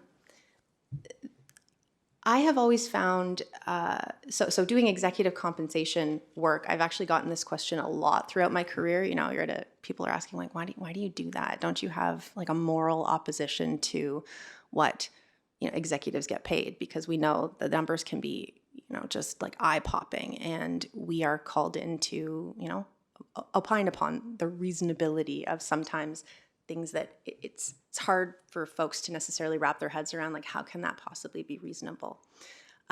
So that's something that I've grappled with over the years, and I think for me it comes down to I want to help companies design programs where there is really, really good alignment between performance and pay over time. And that performance, in a public pension fund context is, driving overall like societal sustainability, I firmly believe. We're funding a pension, we being pension funds more broadly, and I think of us as a team when it's our client, but we are funding people's retirement. And I think it's incredibly important that the decisions that are being made are reflective of the performance that's being generated, and that members and beneficiaries' dollars, like their hard-earned money that they have contributed throughout their career, is being responsibly invested, and then that people are being responsibly paid in response. In response, sorry, I use response a lot there, but in response to the performance that is truly being generated to fund that long-term sustainability. Mm-hmm. For myself, there's a lot of people in my life who are public servants, teachers, nurses, and, frankly, they're some of the hardest working people I know, right? And so, to see the amount of sweat and they put into their work, and at the end of the day, when they retire, they depend on the pension promise to be able to provide that for them and for their families for the rest of their lives. And so I think there is an obligation, to ensure that these organizations are governed in the right way, that they're running, optimally, so that, these are the members' livelihoods that are at stake and their futures that are at stake. And so I feel a connection just from that front. And so, the way that I think about how I can contribute to that system and to the effectiveness of that system is by looking at the executive and the investment compensation program to ensure that it's well structured, it's well governed. There's the right principles established within it to ensure that at the end of the day, compensation it's additive, it's in a way it's responsible to the mission of the organization, while at the same time being able to attract and retain the right talent to run those organizations. So that's the response for myself. Thank you. Any additional questions from the committee? Well, thank you so much. This does conclude your interview. I would like to thank the representatives from Hugessen Consulting for your time today, and I'm going to ask you to please leave the auditorium. Thank you so much. Thank you.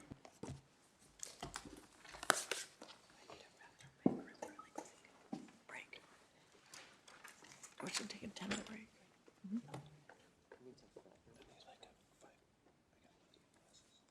At this time, we will take a 10-minute break. After the break, we will proceed with the interviews. Thank you.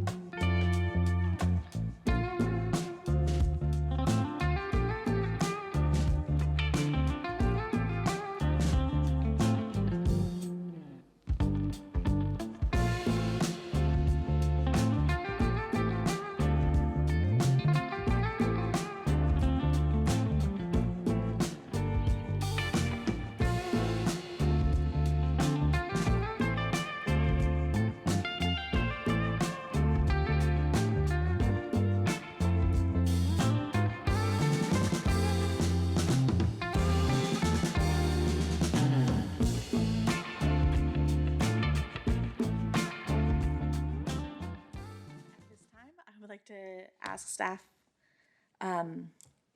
we have the representatives of Mercer present. Representative Mercer, your firm was asked not to view the interviews that preceded you. Can you please confirm to the best of your knowledge your firm did not view those interviews? We can confirm that. Thank you so much. Now you will have 5 minutes for your presentation. And we'll ask our staff to please start the clock for 5 minutes when Mercer staff starts to speak.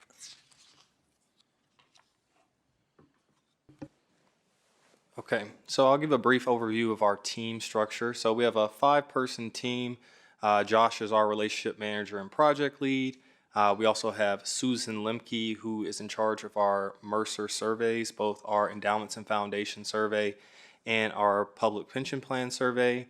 We have Amy, who will be our project manager, myself, our lead analyst, and then we also have an investment expert in Kelly Henson. Our team is both a East Coast and West Coast team, Josh, myself, and Kelly based in the Atlanta office, and then Susan based in Seattle and Amy based in Los Angeles. Thank you. So why Mercer? So why Mercer? Well, first of all, our team, the team that Grant just went through, we are Mercer's public pension compensation consulting team. We work together a lot on public pension projects, and we have figured out an optimal workflow and team structure to get this work done and optimize outcomes. So we have Josh and Susan, both senior experts in this space. So at any time, we're on different coasts. If you need somebody, we have somebody for you. As project manager, I make sure that we'll hit all of our timelines and that the work is flowing in the way that makes sense for your team, for the needs that you all have. And then Grant, as an analyst, he has worked with this data, he's done this work before, and he's very experienced. And then Kelly rounding out with the investment in case, we need to bring in the full picture. Our team works together not just on public pensions, but also executive, broad-based, and investment compensation for for-profits, not-for-profits, endowments, and foundations. So we really bring a broad perspective. And then Mercer's unmatched data. Mercer has the world's largest compensation survey database. So it has, thousands and thousands of participants, millions of lines of data, in addition to the investment group surveys for public pensions and endowments and foundations that Susan Lemke on our team runs. So really, we're familiar with just the ins and the outs of the data. We don't just use it, but we also bring it in, process it, and really understand what it means. And we're also very familiar with peer surveys and, utilizing other market data. And when you hire us, it's not just us, it's all of Mercer. We have a massive global headcount and experience in all areas within HR. So even if we're, not an expert in a specific area, we definitely know somebody who is. And then last, experience. That's at the core of everything that we do. We've done a lot of this work. We have robust quality assurance processes to ensure that what we're giving you is most accurate, as well as, robust business standards. And we worked in dual consultant models on both sides. So we know how to, work to ensure successful outcomes through that model. So thank you. Josh. Thank you, Amy. Quickly, we'll just talk about some clients. And, we spend a lot of time in this space. And what I just want to highlight here is how long we've had some of these clients. So I've been in this work for 24 years. My first client was Georgia Division of Investment Services. They're the second logo down on the left. I've been working with them for 24 years through 2 firms that I've been at. We work with Florida SBA for 15 years, University of California for 15 years. So we really have been able to stay with our clients for a long time and help them grow and see them, go through different transitions, including incentive plans and changing them and kind of grown with them. So we're very proud of that. And I think that's a great, if you ever want to know how we do our work, then I recommend talking to them because that's our best reference is talking to our clients that we do work with. And we have some new ones, right? We just started with CalSTRS a few months ago. We just started some work with Virginia about 6 months ago. So we do have some new ones too. And hopefully in 10 years, I can say the same thing about them. And lastly, I just wanted to highlight, I know I have 40 seconds left, just to highlight some issues that you're probably struggling with in the public pension world. right? So first of all, comparison for performance. Do you compare to other states? Do we compare to pension funds? Do we compare to endowments and foundations? Should the benchmark be 1 year, 3 years, 5 years, 10 years? Those are all discussion points with no right answer, just depends on your organization. State pay versus investment pay. Your governor makes $240,000. That would be in one of the lower pay levels for investment people here. But there's a disparity in the market. So just trying to make you understand the issues, and most importantly, thank you for having us here. We appreciate it and look forward to the questions. Thank you very much. We will now proceed to the 35-minute question and answer segment of the interview. You will have a total of 7 questions. Please plan your time accordingly, and we will all take turns, all the members of the committee will take turns asking questions. Our staff, please start the clock for 35 minutes when the first question is asked. And I will turn it over to Ms. Gallegos for that first question. Great, thank you. Please describe your experience working with public pension boards or similar bodies which operate in public settings. What do you do to balance the needs of the board, the organization, and its members and beneficiaries when you develop and present recommendations? Sure, and I'll go first here, and if my colleagues want to chime in, please do. As I mentioned, we spent a lot of time in this space. So I do probably 60% public pension work and then 40% for-profit, either public company or private company executive compensation. And there's a lot of parallels in those. I will say in state pension plans, look, there's incredible transparency, and it really does differ by state. So some of the states that you saw there before are not nearly as transparent as you and your neighbor down the street are. But most of them, they are in a bigger sense. And I think that's helpful, actually, in what we do, because, we're taking data that's out there and we're explaining it to you, and we're proposing different alternatives for it, right? So we can look at 2 pieces of data and they may differ, and we'll talk about why they differ. We're not saying which one's right, which one's wrong, but I think having a helpful explanation for the board and for management to understand what does the landscape look like. No one looks like you, right? You are a unicorn. You are the largest U.S. pension. You're in the top 5 in the world, but you're based in the United States with different pressures. So I think in a lot of ways the fishbowl approach to how you look at this is probably better than trying to do things behind closed doors, because it forces everybody to understand what the data is, what data points do we look at. It does require a judgment call, though, at some point, right? If you have 2 data points that are different and they're both reasonable, someone has to make a decision on how we're going to look at those 2 points and how we're going to use them for our plans.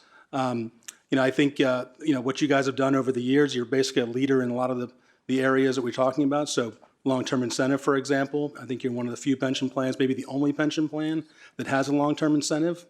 That's not easy to do. But there's obviously very much a business reason to do that. And my guess is when you went through those discussions, you talked about all the different possibilities and what the public perception would be, what it meant to keep employees and to attract them, and all that kind of goes into those decisions. So we're very comfortable in this space. It is different than our private companies, right? So if I go to a public company board of directors, there's no one watching live stream. It's us and the board of trustees or board of directors. So it's a little bit different, but I think this is a good environment to operate in. I'll add, from the beneficiary standpoint, making sure that the compensation programs that are in place, are truly based on performance that will impact the beneficiaries down the line. It's a matter of good stewardship of funds for the folks that are within the pension. So just having that top of mind as we think through not just the data, but also, recommendations. Thank you. Your firm may have experience with pension funds both inside and outside the U.S., which often have different compensation philosophies and regulatory environments. How do you approach compensation consulting for U.S. funds, and what lessons or best practices from other models, if any, do you believe could be adapted to the U.S. context, particularly for CalPERS? Sure, same format. I'll take first shot, and Emma has thoughts on it. As I mentioned, you're in a very different position than, let's say, a $130 billion pension fund in a different state, right? Because there's people bigger than them, people that are smaller than them. You are the biggest, right? We've done work for private company or for-profit companies like Walmart or Amazon or Costco, right? And they're in similar situations. Is how do you compare your pay to theirs? From a compensation philosophy standpoint, and I think your current philosophy is to look at a combination of U.S. and other public pension funds, private, and then depending on if we're talking about management or not, also looking at state, and positioning yourselves at the median, right? So I think there's an interesting discussion point is the median the right number for you, right? Should you be, you're the leading organization from a size perspective, and we know that size correlates to overall compensation levels at the highest levels of the organization. Should you be looking at something besides the median? I think that's an interesting question. Is the mix, does 2/3, 1/3 make sense? Can you compare yourselves to states like Florida or Texas teachers that are, you're multiples of them in terms of assets and how you operate in complexity? You have international funds. Some are actually bigger, but probably pay a little bit less. Some of the Canadian ones pay significantly more because they have a different business model. In Canada, it operates not quite just like a for-profit model, but closer to it, less like a state government or country government organization. It would be great to be there for pension funds because practically you're trying to attract the same talent that for-profit firms on Wall Street and other parts of the country are attracting. But I don't think you're there yet. You still have a whole constituency that you have to answer to that I don't think is yet ready to say we're willing to pay you like Wall Street. The numbers that you already pay are eye-popping to many of your constituents, and you have to defend that. So I would love to see our system move towards the system of Canada and some others, but I don't think we're quite there yet. But I think it'd be pretty easy to justify a different positioning for an organization like CalPERS. So I could see a situation where you say, we're going to have the salaries, maybe it's P50, maybe it's somewhere in the third quartiles between 50th and 75th percentile. And then with good performance, right, and that's the key, that's the difference between public pension funds and other parts of state government or federal government is we can measure the performance. We know how you've done.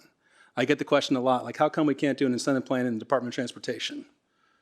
Well, if you could tell me what great performance looks like compared to somebody else, then I would love to design one for you. But in the investment world, you really can decide, was performance good or not? I've looked at umpteen reports that talk about 1 year, 5 year, 10-year performance of all the different funds, so it's easy to measure them. With that, you could say if we perform well, we're happy to pay you in the above the 75th percentile or target at the 75th percentile. When you look at how much money actually gets paid out, 1 basis point for you I think is $50 million, right? So that's 1/100th of 1% is $50 million. The amount of money we're talking about in compensation to get those extra returns is it's decimal points. So I think, if you can motivate performance that way, and you can make an argument that it shouldn't be money that motivates people. Would they do a better job with or without an incentive plan? All great questions. I don't think we're here to debate whether you should have an incentive plan, but how do you make the most effective one that you can have? And so, I think there's some things you can do. Again, I would love to see us in more of a Canadian model, but I just don't see us going there in the U.S. anytime soon. Okay. Great, thank you. So question number 3 is what current compensation issues exist for public sector employers as they relate to incentive pay and highly compensated executive and investment management positions? And how might those issues impact CalPERS' ability to attract, hire, and retain high-quality executive and investment management team members? So I swear I didn't know that question was coming, but that's exactly what's being answered on the slide that's still up there. Look, incentives are, we at Mercer certainly believe in incentive plans. We believe in them for private companies to the extent that we can put them in for not-for-profit organizations, we do. So we certainly believe in them, but they are not without their trouble points, right? So the first question is, who do you include? We see this issue a lot right now of, we've always included in these plans in direct investment professionals.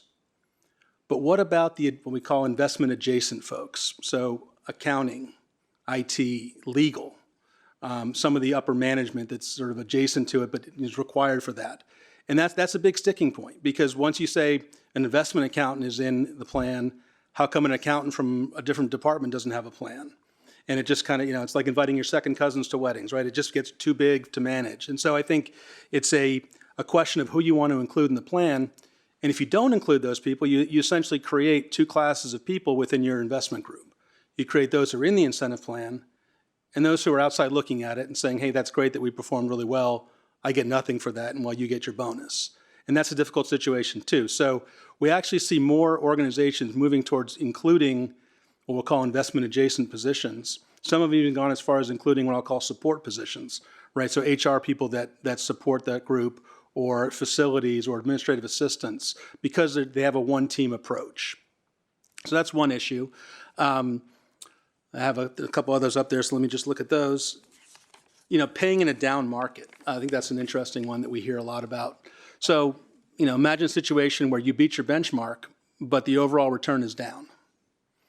So if you talk to investment professionals, that's actually where they might add the most value, right? If the market's down 16% and you're down 10, that's incredible performance, right? They're protecting it to allow it to grow in the future. But it's pretty easy to write an article in the paper that says, XYZ fund lost X billion dollars and paid out $6 million in incentives, right?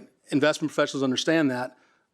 Not every single person who's a stakeholder is going to understand why that makes any sense. So we've seen a lot of this from a design standpoint. It makes sense to say, well, we're going to defer that payout. Maybe we won't pay it until there's a positive return, or we'll use it as a retention hook. The practicalities are you're in a war for talent. And if you don't pay out an incentive at some point, you run the risk of losing some of your good talent to people who have a different approach to it. So paying in a down market is a very difficult issue, one that we see a lot of. The idea of the length of your incentive plan, or the length that you're measuring. So the typical choices are 3 years is probably the most common. Sometimes we see a combination of 3 and 5 or 3 and 1. We don't often see just 5, which I think is where you are today. And the reason for it is it makes perfect sense from an investment measurement standpoint, right? You can't measure a real investment over a period of 1 year. Even 3 years is too short. 5 years starts to make sense. You'd love to have it over 10. That's probably a better picture of how your investment people are doing. But the employee life cycle doesn't match that. And I'd sort of look at it and say, when we do this work for for-profit institutions, right? So publicly traded companies, the overwhelming majority of the stock options or restricted stock or performance shares are 3 years, right? That's sort of come to be the number that people will agree is a reasonable compromise of long-term, and employees will be there to see it, to earn it, and to make it real for them. One of the questions we have about how you run your plan today, and it's a little difficult to see it from the outside, is, well, if someone's not there for the full 5 years, how do you do it, right? So, if someone's just came here this year, do they wait 5 years, or do you take 4 years of past performance plus this first year? There's a couple ways you could do it, or do they get measured on 1 year, then 2 years, then 3 years, then 4 years, then 5 years? There's a couple of ways that we've seen it done before, but the longer out you go, the more challenges there's going to be, right? So I think the average tenure for most employees across the U.S. is probably 4 or 5 years. So if you have that kind of turnover, is everybody on a different timeline on their own plan?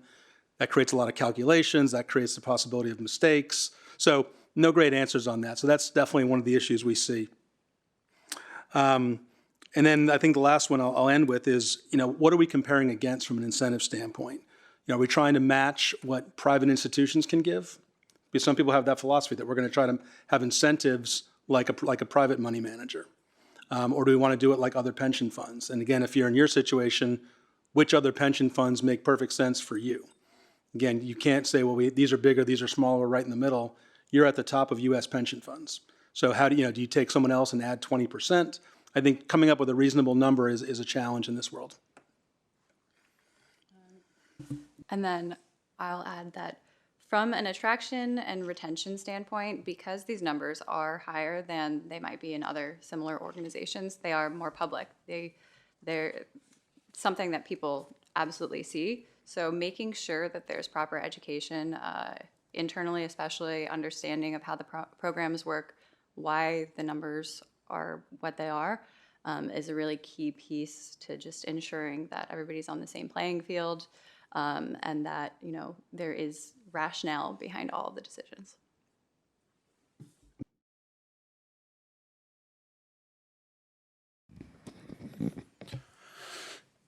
Compensation decisions for public pension funds are subject to heightened public scrutiny and transparency requirements. How does your firm navigate the challenges of designing and recommending competitive compensation programs in this environment? Can you provide examples of how you have addressed public or media concerns regarding executive or investment compensation in previous engagements? Sure. I think the key is like I said, in some ways it's easier because everything is everything's sort of subject to the sunshine. Everything's going to be looked at. All the data that we deal with is public, right? So your information is publicly available. The surveys that we deal with are all publicly available and publishable. So it's actually fairly easy to design compensation plans with that kind of data. And what's different about it is the discussions tend to be, in open forums like this, or in one-on-one individual conversations, depending on the laws of the different states. So, we designed one in Florida in 2013, and that was it was an interesting plan because they'd never had one before. There was no other organization in the state of Florida that had an incentive plan. And we designed it, and we went through multiple iterations with the designees from the governor and from the general counsel and chief financial officer. And we created a committee called the Investment Advisory Committee to oversee this. So we made a very public process. And it took probably 6 times as long as it might take otherwise to schedule meetings, to have, all the things that you need to do. But in the end, there was no surprises. But interestingly, even in that case, when we thought, okay, we've checked every box, everything worked out, I was told by the CIO at the time, all right, we're going to shelve this because politically this isn't the right time. Okay. 2 years later, we got a phone call and he said, now is the right time. And 3 weeks later, it was in place. So, the political process is very interesting. And I'll contrast that with North Carolina, where we did a project just about 10 years ago trying to put an incentive plan in for them. And at that point, North Carolina was, still is until 2 months from now, overseen by a single fiduciary, the treasurer. And so the question was, we want to put in an incentive plan because we don't feel like we can attract and retain people for investments in North Carolina. And the treasurer said, look, I don't disagree, but I'm not willing to take the political pressure. And it's all visible. I have to be the one that deals with it. All the articles, to me, it's not worth it. And instead of putting in an incentive plan, we increased the base salary to get their salary somewhere between the median and third quartile of total cash for everybody else. So their salaries were high, which as a consultant, I don't feel great about because I'd like it to be performance-based. If I'm someone in the state of North Carolina, I'm happy to pay, but I'd like to see the performance that earned it, not just base salary. But that's kind of where we ended up with that. I think the only thing I would add to that is in terms of methodology. Like the methodology has to be very clear, especially with the public scrutiny that might come from it, where you have to lay this out. Like in a public company, we may sit in a room with the board or the HR team and go through the methodology of what survey data we're going to use, what proxy peer group we're going to use. The information has gone through multiple processes of people reviewing it, but it's not necessarily going to be as public. It might be in a CDNA. It might not be for a private company. But in your case, that information is going to be public. People are going to pick at it. People may not fully understand it. So making sure everybody sees it in a clear and concise way that is going to be a stakeholder in it is extremely important.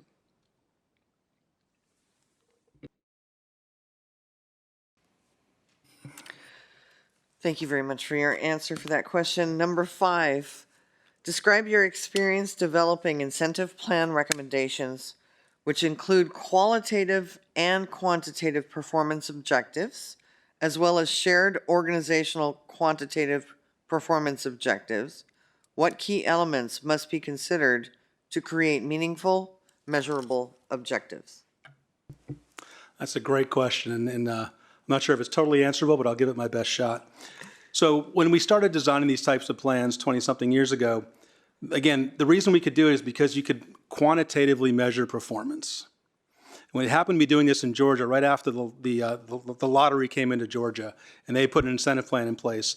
And it wasn't quite sure what they were measuring, but the incentive plan paid off pretty well because the lottery did very well because people like to buy lottery tickets. So when we put the plan in Georgia, we said, okay, it's got to be predominantly quantitative. We have to be able to point to something and say, the reason we're paying out $300,000 of incentives to the CIO is because we beat the benchmark by X, and that translates to $60 billion of excess return, right? And, we should be happy to pay 99.999% to stakeholders and 0.001% to management for those kinds of results because we don't have to outsource it, right? We all know that paying outside managers is a far more expensive venture than to have internal staff to do the work. But you have to have the right staff, and then you're managing, in your case, $500 billion in money. 1 or 2 basis points is a big difference. So you want to make sure you have the quality of person that can manage that, as well as you could outsource it. So we start off with 100% quantitative in that case. And then we said, well, what about sort of the clubhouse cancer, a question which always comes up in sports, which is someone's a great athlete, but they're terrible in the clubhouse, and it kind of infects everybody else, and it makes it a bad place to work. So we have to put in some qualitative components as well. And I will give full credit to Georgia. They came up with a very objective way to measure qualitative things, like how fast do you hire people? How much training do you put in? What certifications do people have? And I have kind of adopted that in my consulting, is I think there should be some portion of a plan that is qualitative. But it does cause problems. And I say that because, what do you do if you had a great qualitative year but not a great quantitative year? How do you manage that? And look, I can tell you from my publicly traded company boards, I sit in a lot of board meetings where management team did great except the returns were terrible, right? And so the question is how much bonus to give them. I think in a state environment where there's a lot of sunshine and everything is public for everyone to see, you have to be able to defend that. So I do think plans should have a qualitative metric to them, probably anywhere from 15 to 30%, depending on what level of the organization we're talking about. And then the metrics that go into that are going to vary based on what level of the organization we're talking about. So a CIO and a CEO should probably have more strategic measures. And as you go down, those measures are going to be a little bit more on development, retention, culture building, succession planning, and things like that. Niels? When working with a number of metrics, whether quantitative or qualitative, it's really important to consider line of sight into what the employees, can actually affect. Having an entirely, plan, like return-driven plan for somebody who has no impact on the returns, it doesn't drive any sort of behavior. So considering what behaviors you can actually affect with the incentive plans is a key element to consider when designing them. One other point, you may have heard the term balanced scorecard. That often comes up in these situations. And I think what we're talking about is a balanced scorecard, or maybe imbalance, maybe is a better way to look at it, because I think you do have to overweight quantitative performance for everybody's safekeeping.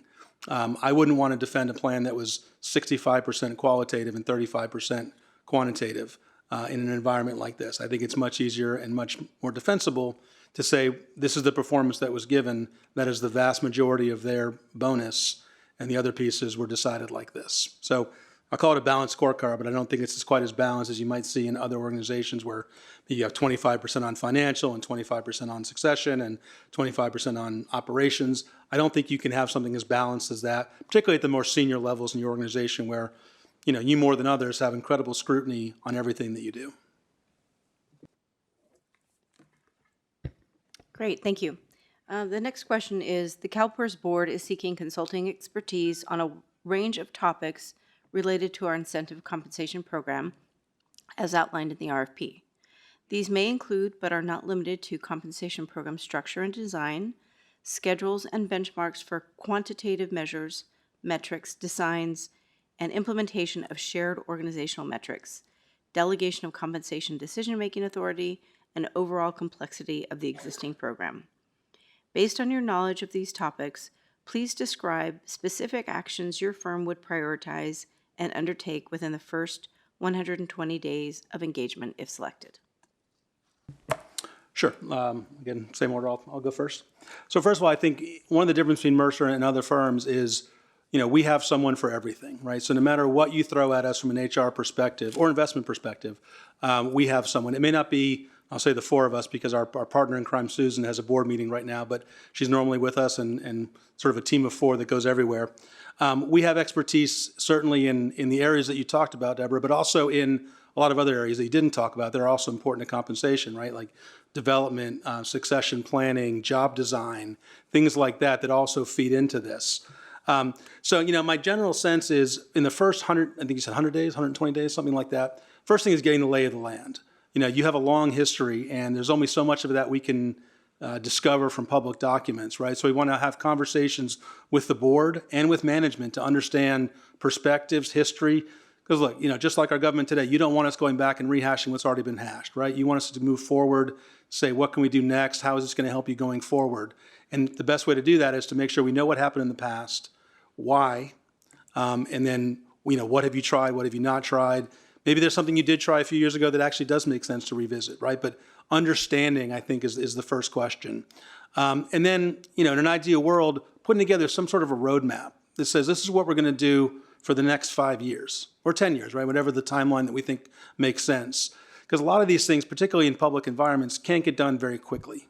It takes a little bit of time to change the boat, the direction of the boat, right? So if you decide we want to, maybe our peer group denomination isn't the right way, or the mix isn't perfect, or we want to move towards something else so we're not there, let's outline what we want it to look like, how long it's going to take to get there, what steps do we need to take, and map it out. I think that's the best way to do it, because once you have a roadmap, it's pretty easy to follow it. Things will get in the way. There's no question about that, right? Things come up that we don't plan on. There's turnover. There's, world geo issues that come up, geoeconomic issues that pop up that derail everything. But generally, having a roadmap like that says, for example, we want to change our incentive plan by 2028. We want to include more of these types of metrics. We want to do away with asset classes. We want to have less individual components. How do we get there? We want to make sure we're competitive with this group, not that group. It'd be very difficult to make all those changes in 1 year, right? I think making them in multiple years, it's also a good talking track for employees to let them know, we're thinking about the future. This is what it's going to look like. For people that you're recruiting, same thing, right? I'm sure there's certain elements of your pay program right now that are attractive to people on the outside and certain that aren't. Right, and understanding what those are and trying to make sure that you've addressed those to the best of your ability, because recruiting ends up being the lifeblood of any organization. If you can't get good people in, it's hard to keep growing the way you want to grow. Anybody else? From a qualitative perspective, it is, again, a little bit about assessing where are we going and what do we need to do to get there. So really understanding what roles exist today, what skills are needed, what are the jobs, and then what are they going to be in the future. There's a lot of different pieces within talent management, work design, and the entire environment of today's work in HR to understand and figure out the way that we need to steer our ship, not just from a full business perspective, but on an individual role basis as well. Thank you. The final question is, the scope of services for this contract includes the provision of compensation-related educational sessions or workshops. If asked to provide this service one or more times during the course of the contract, what approach would you take to design a session, and what key topics would be important to share with us during such a session? I don't think there's anything more important than the education components of this, because from what I've seen of the pension boards that I've worked with, there's a lot of things going on in those people's lives. It's not their full-time job. They're on multiple boards, different organizations. They don't necessarily know everything, every aspect of every plan, nor do they know what's happening in the outside world. They're too busy. There's too many other things going on. So I think educating the board, it's something we recommend for every client every year, is to have at a meeting where you're not discussing any heavy compensation topics, not trying to change an incentive plan or make merit decisions, just have a state of the world and education. One of the things Mercer has, a communication group, certainly helps us put together materials that are visually appealing and help people understand the current plan. I did a project for a pension fund about 12 years ago. They asked us to redesign their incentive plan. So we went in and we gave them all the different alternatives. You could have a 1 year, 3 year, you could have these people included, that people included. In the end, they chose all the features that they currently had. What it came down to is they had no idea what their current plan was and what the market was. But once they understood what the market was and what the pros and cons of each choice were, they liked their current plan. So we ended up, it was a successful project where we did change nothing. And I think that, to me, that was an important lesson, because, to help the board especially, look, management knows the plans and knows how everything works. But on the board, you have a lot of things going on. So an education session that focuses on the basics, right? Who are we comparing against and why? What percentile are we trying to hit? Where do people sit today? What's the market movement outside, right? So, if I tell you, look, in financial services, the typical increase is 3.5% to 4%, but in public pension funds, it's closer to 5%, right? So you have a sense now, okay, well, we're moving faster than the average the average, right? So, how many other organizations have have incentive plans? How many have long-term incentives? What do long-term incentives look like in private companies? So giving the board the landscape with the ability to make decisions, I think is really, really important. And, I wish more boards would ask for it, because trying to get new things on board agendas, as you might suspect, is a little bit difficult, right? Board agendas are pretty packed, but I think this is an important one that we would love to be able to do every year for all of our clients.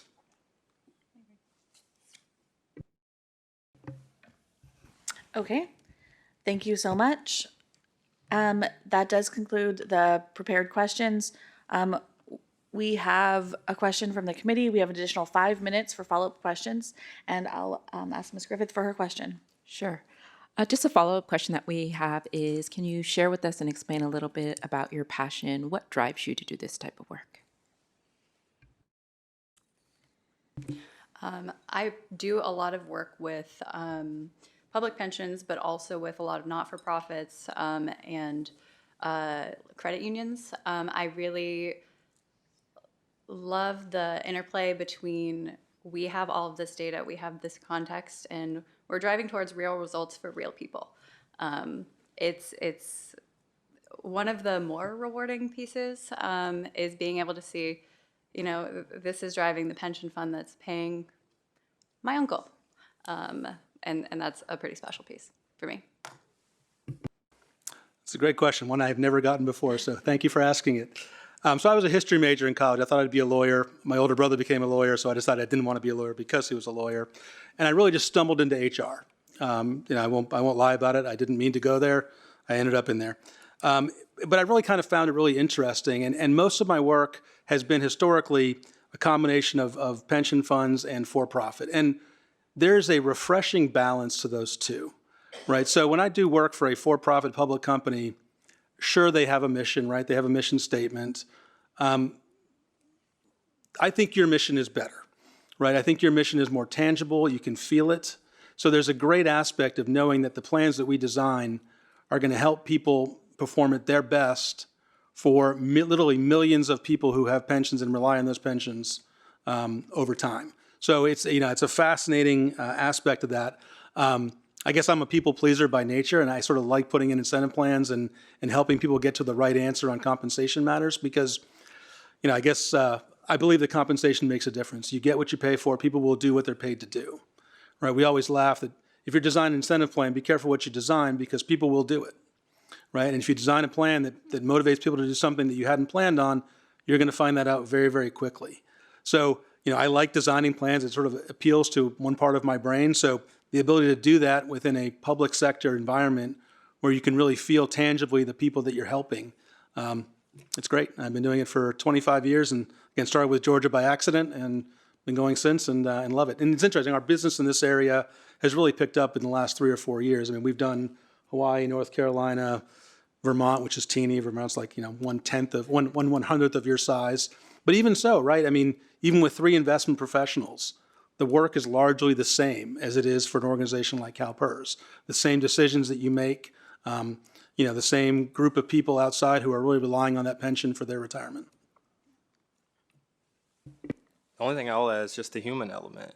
I think having a human element of the business decisions that you make that make real tangible change for people is motivating because you actually get to see that it's going to, improve their lives in some type of way. Like I'm a child of 2 federal government employees, which they both get a pension. So I understand how that pension is going to play not only to their lives long term, but also my life growing up.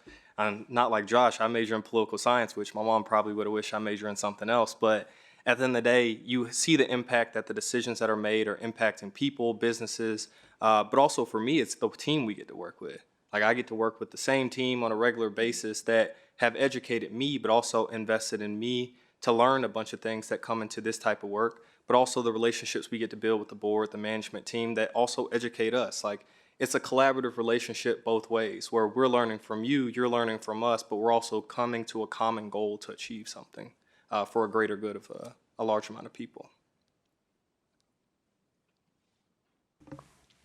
Any other questions from the committee? Okay.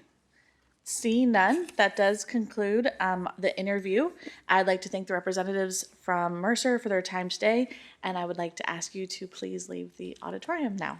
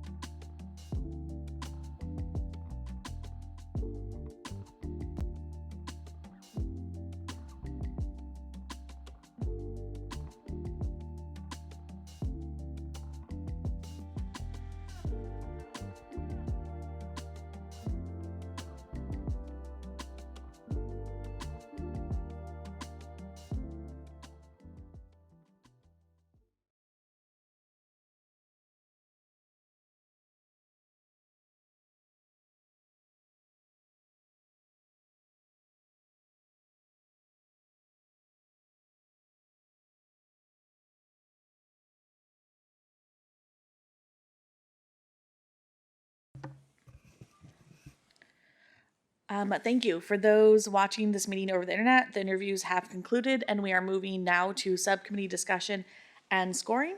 To our subcommittee members, we will now determine an interview score as a group for each of the finalists. The maximum number of points for each finalist is 1,200. After we've discussed each of the firms, I'd like for us to use a single motion assigning a score to each of the finalists. And with that in mind, I'll open the floor up for discussion. Ms. Gallegos. So I will just make my comments. I've also put scores down, which I'm happy to put out there now or reserve for later. But I really like all three candidates. I think staff did a great job in choosing three really good candidates. They all responded with great examples and information that could help us with our policies. I would say, though, that the biggest differentiation between GGA and the other two is the knowledge of our plan, particularly around the possible changes with the TPA. And while in some cases it is best to change consultants to a new view, refreshed look, I think in this case continuity is critical. So I would, my scoring reflects that. In addition, I really appreciate the passion that all of them have demonstrated around serving the public and serving our beneficiaries. But again, I think GGA was just was more notable in the fact that they were willing to continue that passion and serve that passion in our current environment. Thank you. I'm going to go to Ms. Taylor. Yes, thank you. I will agree with Ms. Gallegos. GGA has the most experience. They already know and have have been briefed that we're moving into the TPA and how we need to change our incentive program for that. But I really did enjoy the last part where you could feel the passion when they talked about why they do this compared to the other two groups. But I also felt like they just had the right balance, right? So they have excuse me, they have some Canadian funds, but they also have a lot of funds in the United States. And I think that translated into giving us a broader view of what they do for us in the U.S. And I kind of feel like the second group of folks don't have enough experience in the United States and a lot of experience in Canada. And I'm not sure they recognize the difference in laws and process. So I really think that they would be out of depth, and having them come in right when we're doing TPA wouldn't be a mistake. And so they were my third. So what was that, Hugessen or whatever? Yeah. Hugessen. So they were my third. My second was actually Mercer. I thought they were also very good. I think they recognize all the same things. They just don't know where a fund. So that's my thought. Thank you. Anyone else like to opine? Mr. Palkey. So I think I'm in line with the Ms. Gallegos and Ms. Taylor.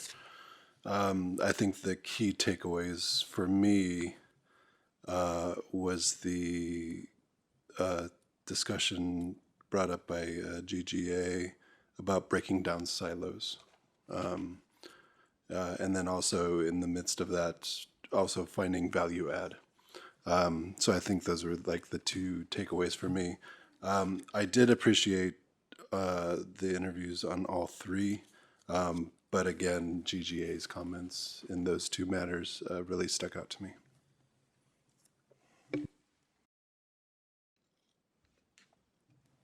Ms. Griffith? Thank you.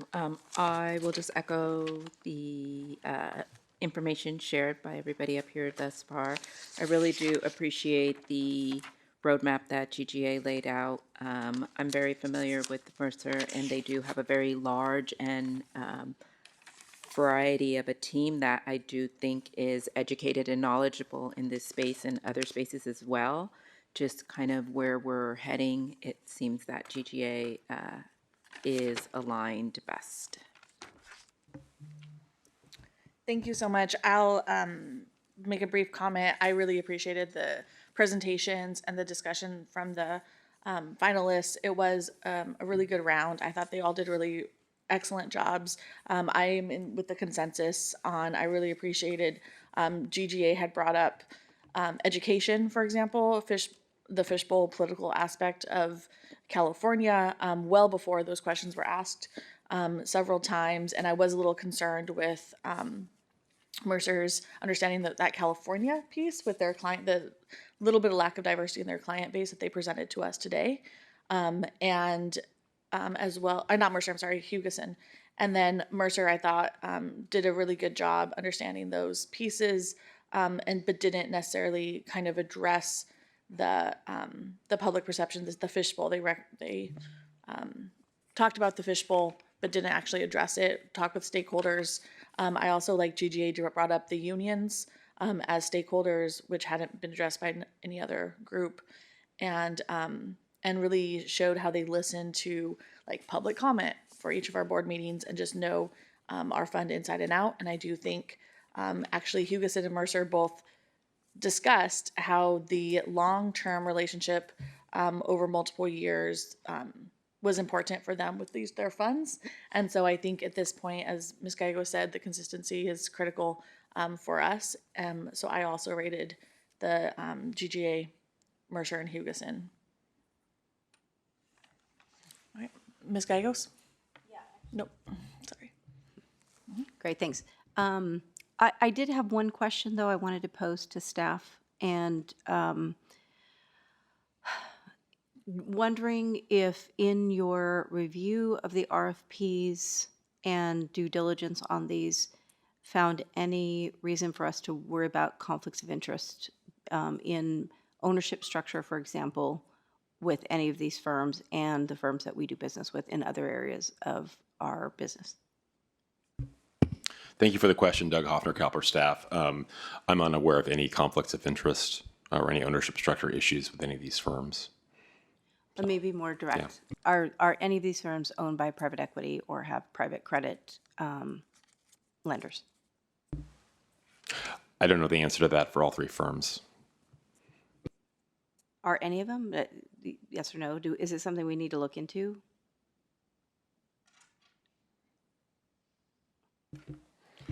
It's something that we can look into.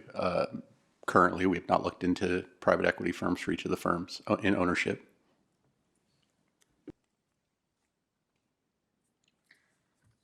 Okay. Okay.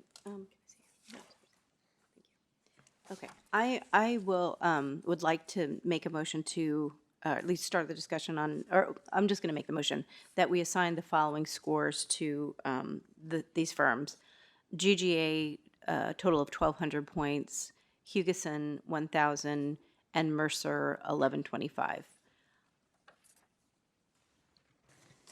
Thank you. Mr. Palkey? I'll second that motion. Okay, so that motion has been moved and seconded. Discussion on that motion? I think we've had that discussion, seeing no further discussion. All those in favor? Aye. Aye. And any opposed? And any abstentions? Okay, thank you so much, subcommittee members. At this time, we will take a 10-minute break to allow staff to tabulate the final scores.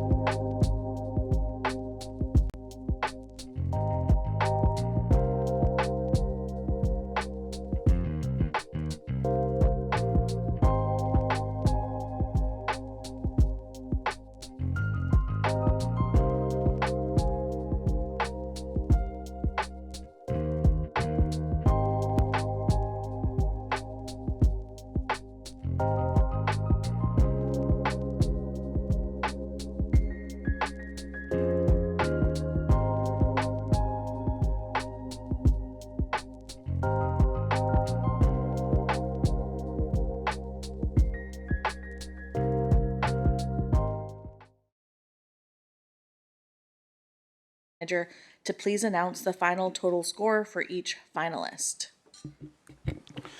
Thank you, Madam Chair. I will now read the interview scores for each of the finalists in alphabetical order. Global Governance Advisor LLC received 1,200 points for their interview. Hugessen Consulting Inc. received 1,000 points for their interview, and Mercer LLP received 1,125 points for their interview. Combined with the preliminary total scores, Global Governance Advisors LLC received a total of 2,055 points. Hugessen Consulting Inc. received a total score of 1,838.8 points, and Mercer LLP received a total score of 1,933.8 points. Madam Chair, the finalist with the highest total score is Global Governance Advisors. Thank you very much, staff. Thank you for the subcommittee. It is now time for a motion, and I move that the committee recommend to the board that the board awards the contract to Global Governance Advisor as the highest ranking finalist, subject to final negotiations, conflicts of interest, and satisfaction of all requirements, and direct staff to begin contract negotiations for the contract with Global Governance Advisors. And if staff in its discretion concludes that negotiations are unsuccessful, staff shall begin contract negotiations with Mercer LLP, the next highest scoring finalist. Okay, that has been seconded by Mr. Apalki. Any discussion on the motion? Seeing none, all those in favor? Aye. Any against? And any abstains? All right, that motion passes. Thank you very much.